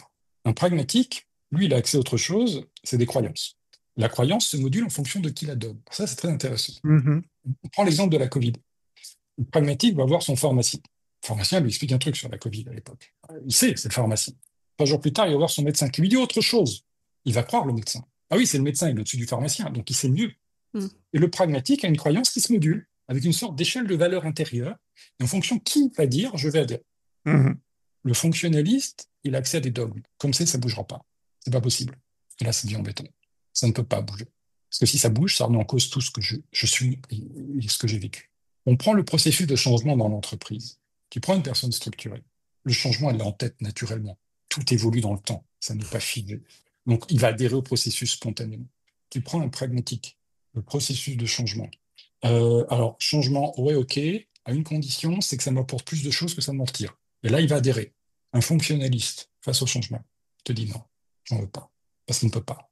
Donc, pour impulser une dynamique de changement, et c'est ce qu'on fait dans le monde de l'entreprise, quand on dit, mais à un moment donné, On a des chefs d'entreprise qui veulent mettre en place telle ou telle chose. La première chose qu'on va faire, on va parler du changement à l'ensemble de vos salariés, quels qu'ils soient, de la femme de ménage jusqu'au cadre dirigeant, sur le changement, qu'est-ce que c'est. Et une fois qu'on leur expliqué l'intérêt du changement, pour le structurer, on va dans des conceptions plus philosophiques, adhésion à un projet global de la société. Pour le pragmatique, on va lui expliquer que ce changement est bénéfique pour lui. Ça va améliorer des choses. Pour le fonctionnaliste, on va leur expliquer que ça ne met pas en cause ce qu'il a fait jusqu'à présent. Parce que si je change, c'est-à-dire que ce que j'ai fait avant, c'était pas bien, c'était mal. C'est ça, on s'appelle. Donc, il ne peut pas changer. Et on va l'accompagner. Et là, tu as un processus de changement qui s'amorce global. Et tu as une structure d'entreprise qui évolue. Parce que tu n'as plus les freins au changement. Et ces freins au changement, c'est une intervention qu'on fait, c'est ça, suivant la taille de l'entreprise par petit groupe, Oui. en gros, ouais, entre 1 heure et demie, 2 heures. Mais on va tenir. Et ce qui est intéressant, c'est que tout le monde a le même discours, mais construit d'une façon un peu différente. Mhm. Et les gens adhèrent. Et d'ailleurs, ce qui est fascinant, c'est qu'ensuite, ils attendent ça. Donc, comme on dit au chef d'entreprise, attention, quand vous commencez à annoncer ça, il va falloir y aller après, parce que nous, on vous les prépare, ils vont attendre, et ils le voudront. Et ils sont chauds là. Ah ouais, et ils attendent ça, parce qu'ils comprennent. Maintenant, dire, on va mettre en place telle chose. Je vais donner un exemple très terre à terre. J'ai eu un patient, ce que j'adore dans mon métier, c'est que je vois des gens de toute profession, enfin, c'est facile. Un jour, j'ai un monsieur donc, qui est militaire de carrière, et il s'occupe du MES, donc à Lyon, au quartier général Frères. Et, bah, il travaille avec des personnels militaires et des personnels civils. Et il me dit, quand il prend ses fonctions, il regarde. Alors, j'ai découvert plein de choses, hein, j'adore. Le nombre de repas, le midi, c'est hallucinant, c'est 300 repas par jour, enfin le soir, machin. Et il prend les emplois du temps. Et il regarde, il me dit, mais c'est n'importe quoi. Moi, j'ai un gars qui arrive pour bosser le matin à 8 heures, qui arrête à 10 heures, qui reprend à 13 heures. Pendant près de 3 mois, il réorganise tous les emplois du temps pour raccrocher les heures, pour à un moment donné, on se dit, bah, les gens vont travailler de façon plus condensée, ils vont plus être avec leur famille, à l'extérieur, quoi que ce soit. Enfin, voilà. Ils présentent ça au syndicat, comme des personnels civils. Le syndicat dit, waouh, génial, c'est top ce que vous faites. Oui, ils présentent ça aux salariés. Rejeté en bloc. Rejeté en bloc. Ils n'en voulaient pas. Mais il était en face de moi, il sautait sur sa chaise. Je dis, mais pourquoi je fais ça pour qu'ils aillent mieux? Je dis, oui, mais qu'est-ce qui prouve que ça va aller mieux? Bon, regarde, vous êtes le patron. Peut-être que dans leur tête, si c'est un fonctionnaliste, vous êtes l'exploiteur. Donc si vous faites ça, c'est pour lui prendre quelque chose ailleurs. Il me dit, mais je peux pas, je suis militaire, c'est pas mon entreprise. Vous le savez. L'autre en face ne le sait peut-être pas. Et on aurait accompagné le processus de changement, je pense qu'ils auraient adhéré. Ce qui est impressionnant, c'est vraiment pour leur apporter un mieux-être, et la personne va rejeter. Donc oui, si on veut modifier le fonctionnement de la structure de l'entreprise, on commence par amener le processus du changement et surtout pas à l'imposer. Et ce que tu disais tout à l'heure, et je te rejoins tout à fait, Laurent, tu dis, mais à un moment donné, le problème, c'est que on est dans des processus réactifs, il y a un problème qui se pose, on fait quelque chose tout de suite. Oui. Et les gens en face ne sont pas dupes.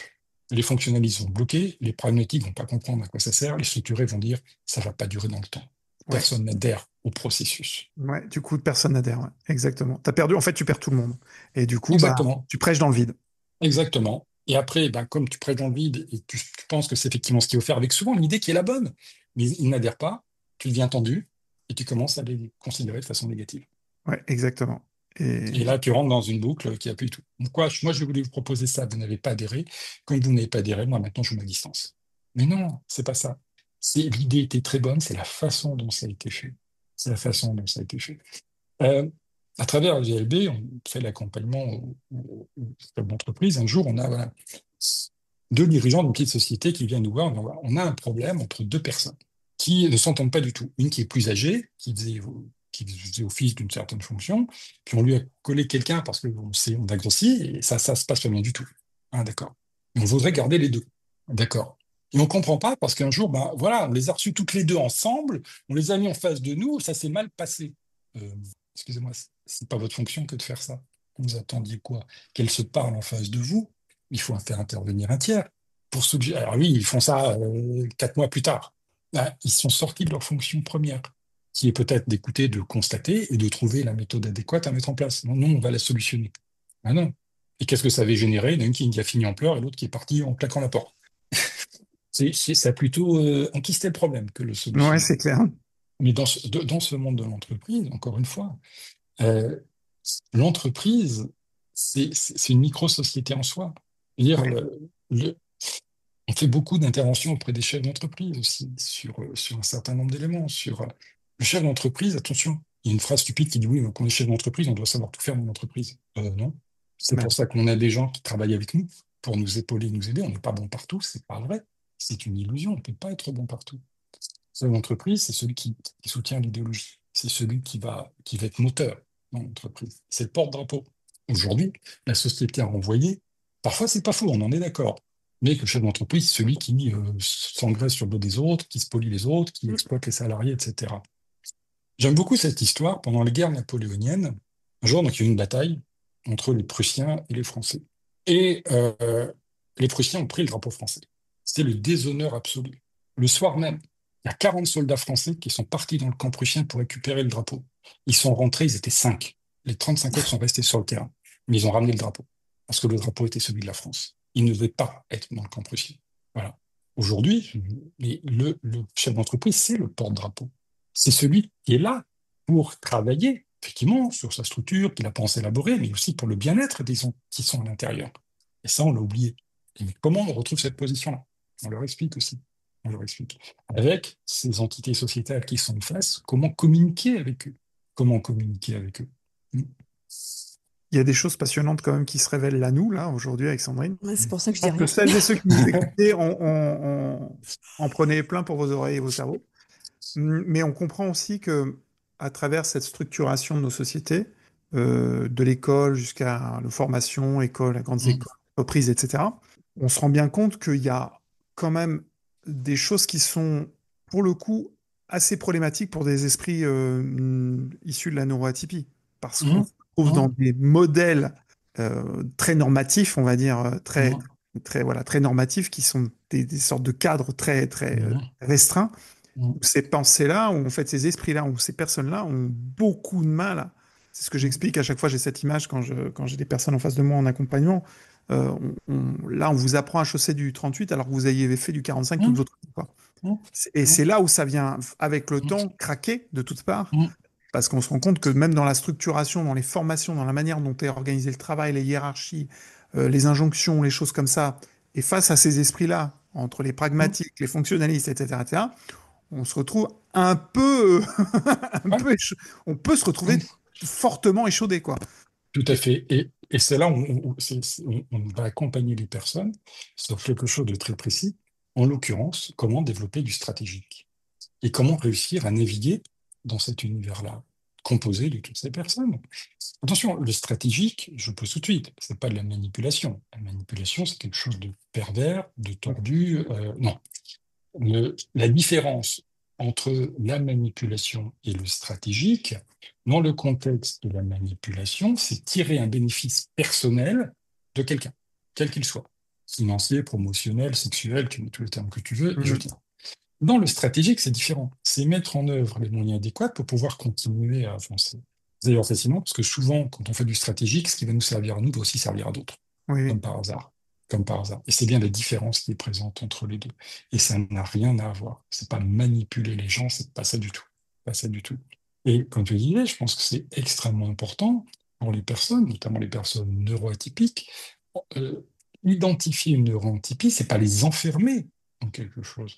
C'est leur permettre de mieux percevoir comment est-ce qu'elles fonctionnent et en fonction de la façon qu'elles ont de fonctionner, à quels endroits il y a des choses qui peuvent s'améliorer, à d'autres, pas forcément.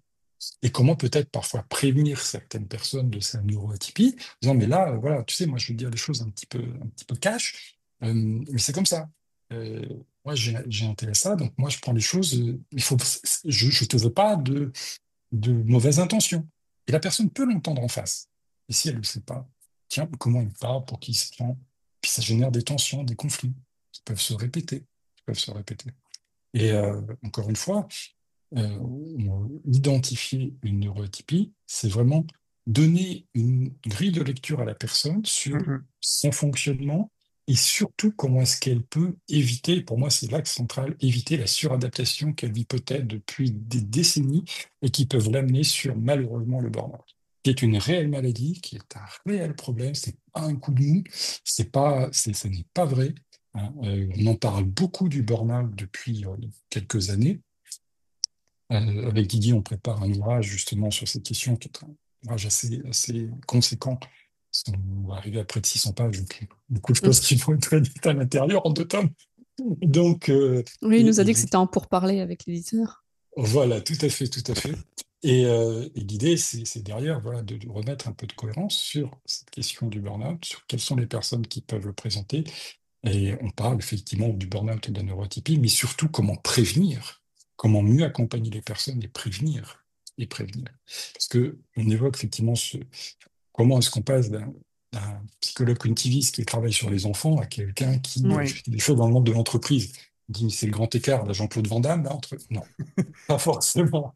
C'est tout un cheminement qui amène cela. Et ce cheminement part de l'enfant, du fonctionnement de sa pensée, de parents qui se questionnent sur eux, de la neurotypie à travers le HPI, personnes qui, adultes HPI, comment est-ce qu'elles s'adaptent, comment elles s'adaptent dans le contexte professionnel. Quand j'avais écrit mon premier ouvrage, La précocité embarrassante, aussi dans tous ces étapes, hein, et je faisais un monde de lien avec la précocité embarrassante du bouquin de Jean-Charles Terrassier, la précocité dans tous ces états, et puis j'ai eu beaucoup de retours en me disant, mais ok, vous parlez du haut potentiel chez le petit, le bébé, l'adulte, etc.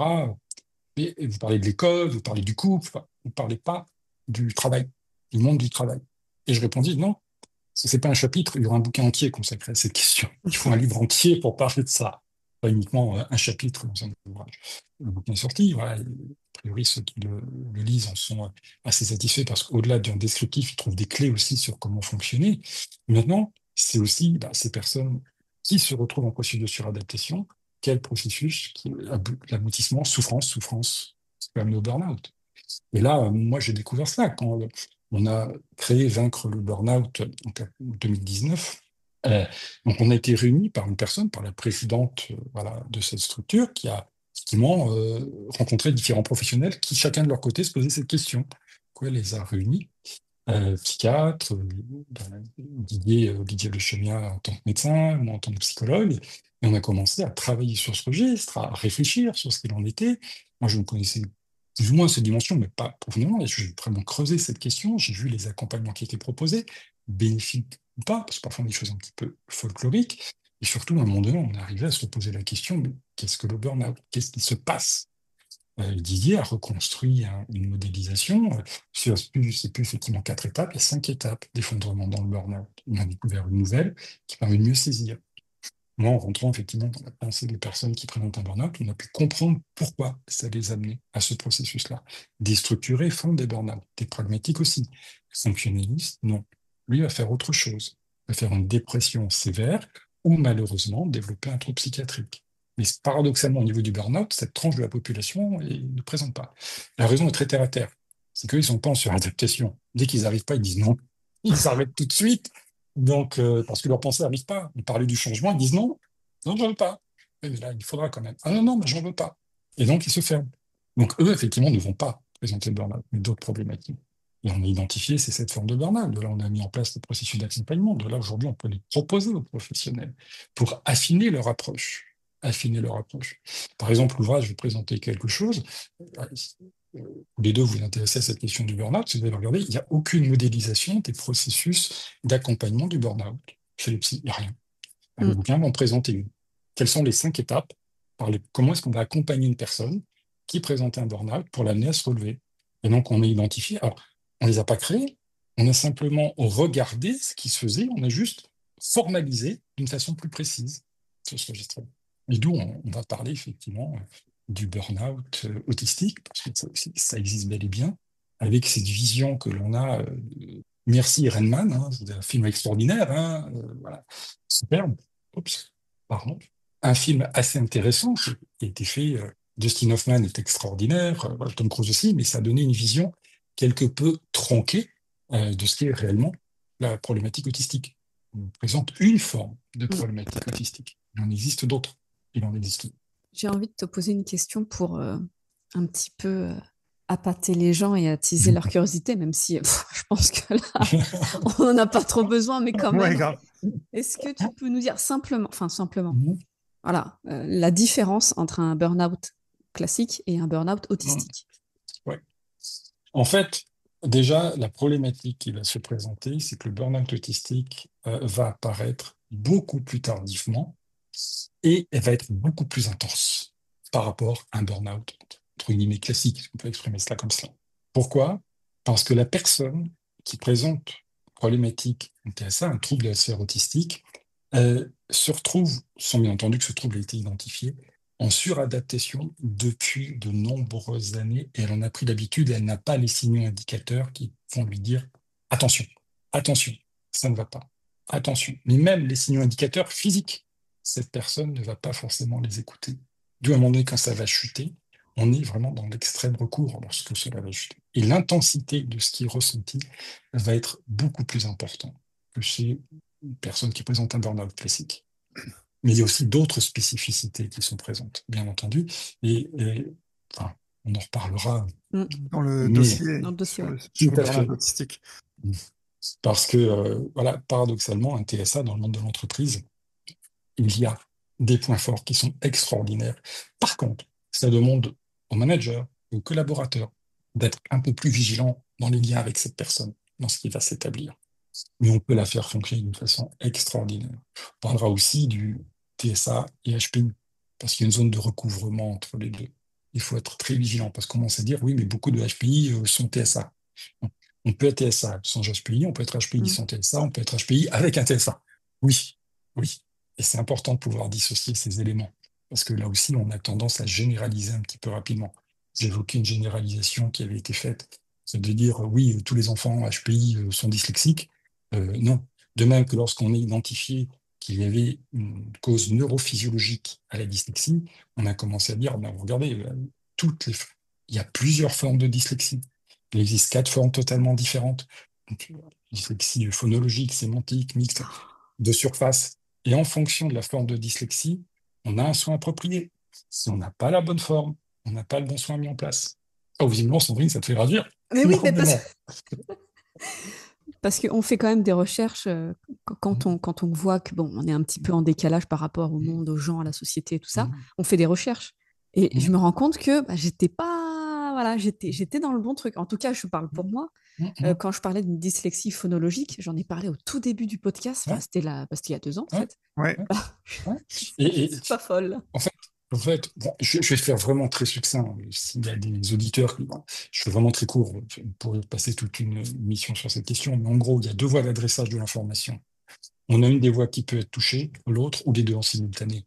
Si tu ne traites pas la bonne voie, je vais être caricatural, tu as mal à la jambe droite, on soigne la jambe gauche. C'est gentil de s'occuper de toi. Ça ne change rien. Mm. Bon diagnostic égale bon accompagnement. Et ça aussi, c'est important. Dire aujourd'hui, par exemple, d'un enfant qui est dyslexique, ça veut rien dire. Quelle est la forme qui est présente? Alors, heureusement, depuis quelques années, on a les formes qui sont décrites parce que les nouvelles orthophonistes sont bien dans cette dynamique-là, ou d'autres se sont formés. Mais ponctuellement, on a encore des petites dérives où il est dyslexique. Ça ne veut rien dire. C'est comme si tu disais j'ai mal au ventre. Oui, c'est quoi? C'est une gastro, c'est une appendicite, c'est quoi? Ouais, C'est d'accord. un virus. C'est comme Et une lombalgie, quoi. exactement. Avoir à un moment donné la forme de dyslexie égale l'accompagnement ciblé. On parle de la dyslexie. L'accompagnement orthophonique est incontournable, mais il n'est pas suffisant en soi. C'est-à-dire qu'on va y adjoindre un accompagnement sur le plan neuropsychologique. Pourquoi? Parce qu'on va travailler sur les fondations de la maison. Parce qu'on sait que dans différentes formes de dyslexie, on a des failles sur ce qu'on appelle les fonctions exécutives. Tout ce qui va être mémoire de travail, vitesse de traitement, etc. Et ça peut se travailler en amont. Et en fait, nous, ce qu'on promeut, enfin, moi avec mon équipe ou d'autres aussi, je pense en France, c'est ce qu'on appelle la planification du processus du soin. C'est-à-dire, on va commencer quelque chose, puis ensuite on va interrompre, on va faire autre chose que l'on va interrompre, puis ensuite on va faire autre chose. Faire de l'orthophonie pendant 6 ans d'affilée, bon, Faut se ça poser des peut être, questions, quoi. ça peut être un peu beaucoup. Et encore une fois, l'orthophoniste n'est pas forcément mauvaise dans ce qu'elle fait. Attention, si ce n'est qu'il y a peut-être d'autres éléments qui posent souci. Et le risque qui est présent, qui peut être présent, c'est qu'à un moment donné, l'enfant se met à plafonner. Se mettant à plafonner, ben, il n'y a plus vraiment de progrès. Et le risque qui peut être présent, c'est que la personne renvoie, ben, c'est l'enfant. Il fait plus ce qu'il faut pour. Non, c'est pas ça. Attention à cet élément de culpabilisation. Oui, parce que Encore une fois. c'est un ensemble de professionnels de santé Ouais. qui doivent interagir et aussi dialoguer, parce qu'on est d'accord chez l'enfant. Ouais. Parce qu'effectivement, il y a le psy, Mmh. il y a aussi l'orthophoniste, mais il y a Mmh. l'orthoptiste, Il faut Bien trouver les sûr. bons aussi. etc., etc. Donc, il y a vraiment énormément, et il faut tomber sur les personnes qui sont Alors, aussi, pour le coup, ouais. Mais formées à des techniques récentes aussi.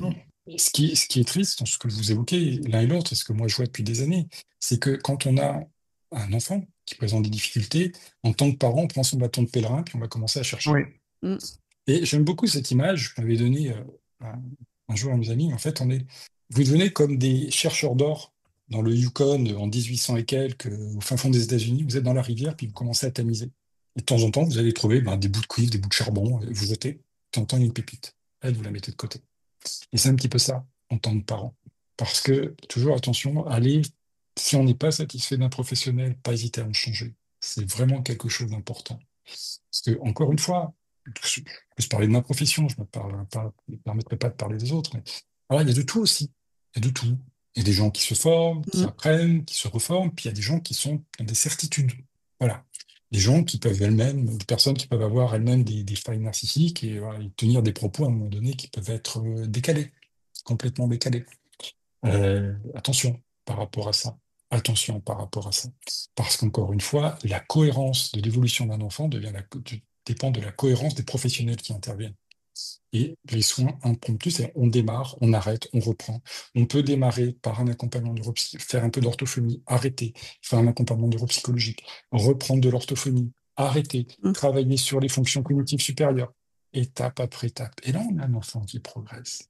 Mm, C'est tout le but de notre projet. On se fait un peu de pub avec Sandrine mm, autour de notre application Thératypique qu'on essaye de mettre en place.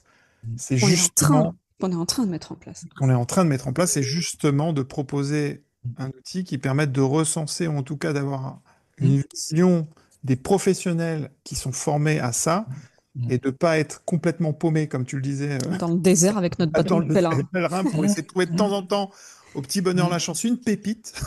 mm, Au contraire, d'essayer de rassembler toutes ces pépites en un lieu. mm. C'est le but profond, même s'il y en a d'autres derrière, de l'application qu'on va lancer avec Sandrine, qu'on essaye, certes, avec l'aide de chacun, mais qu'on va lancer de toute façon Mm. à un moment donné ou à un autre. Mm. C'est génial. Bah oui, c'est génial. On pourrait parler des heures, Sandrine, c'est ça. Ouais, je sais.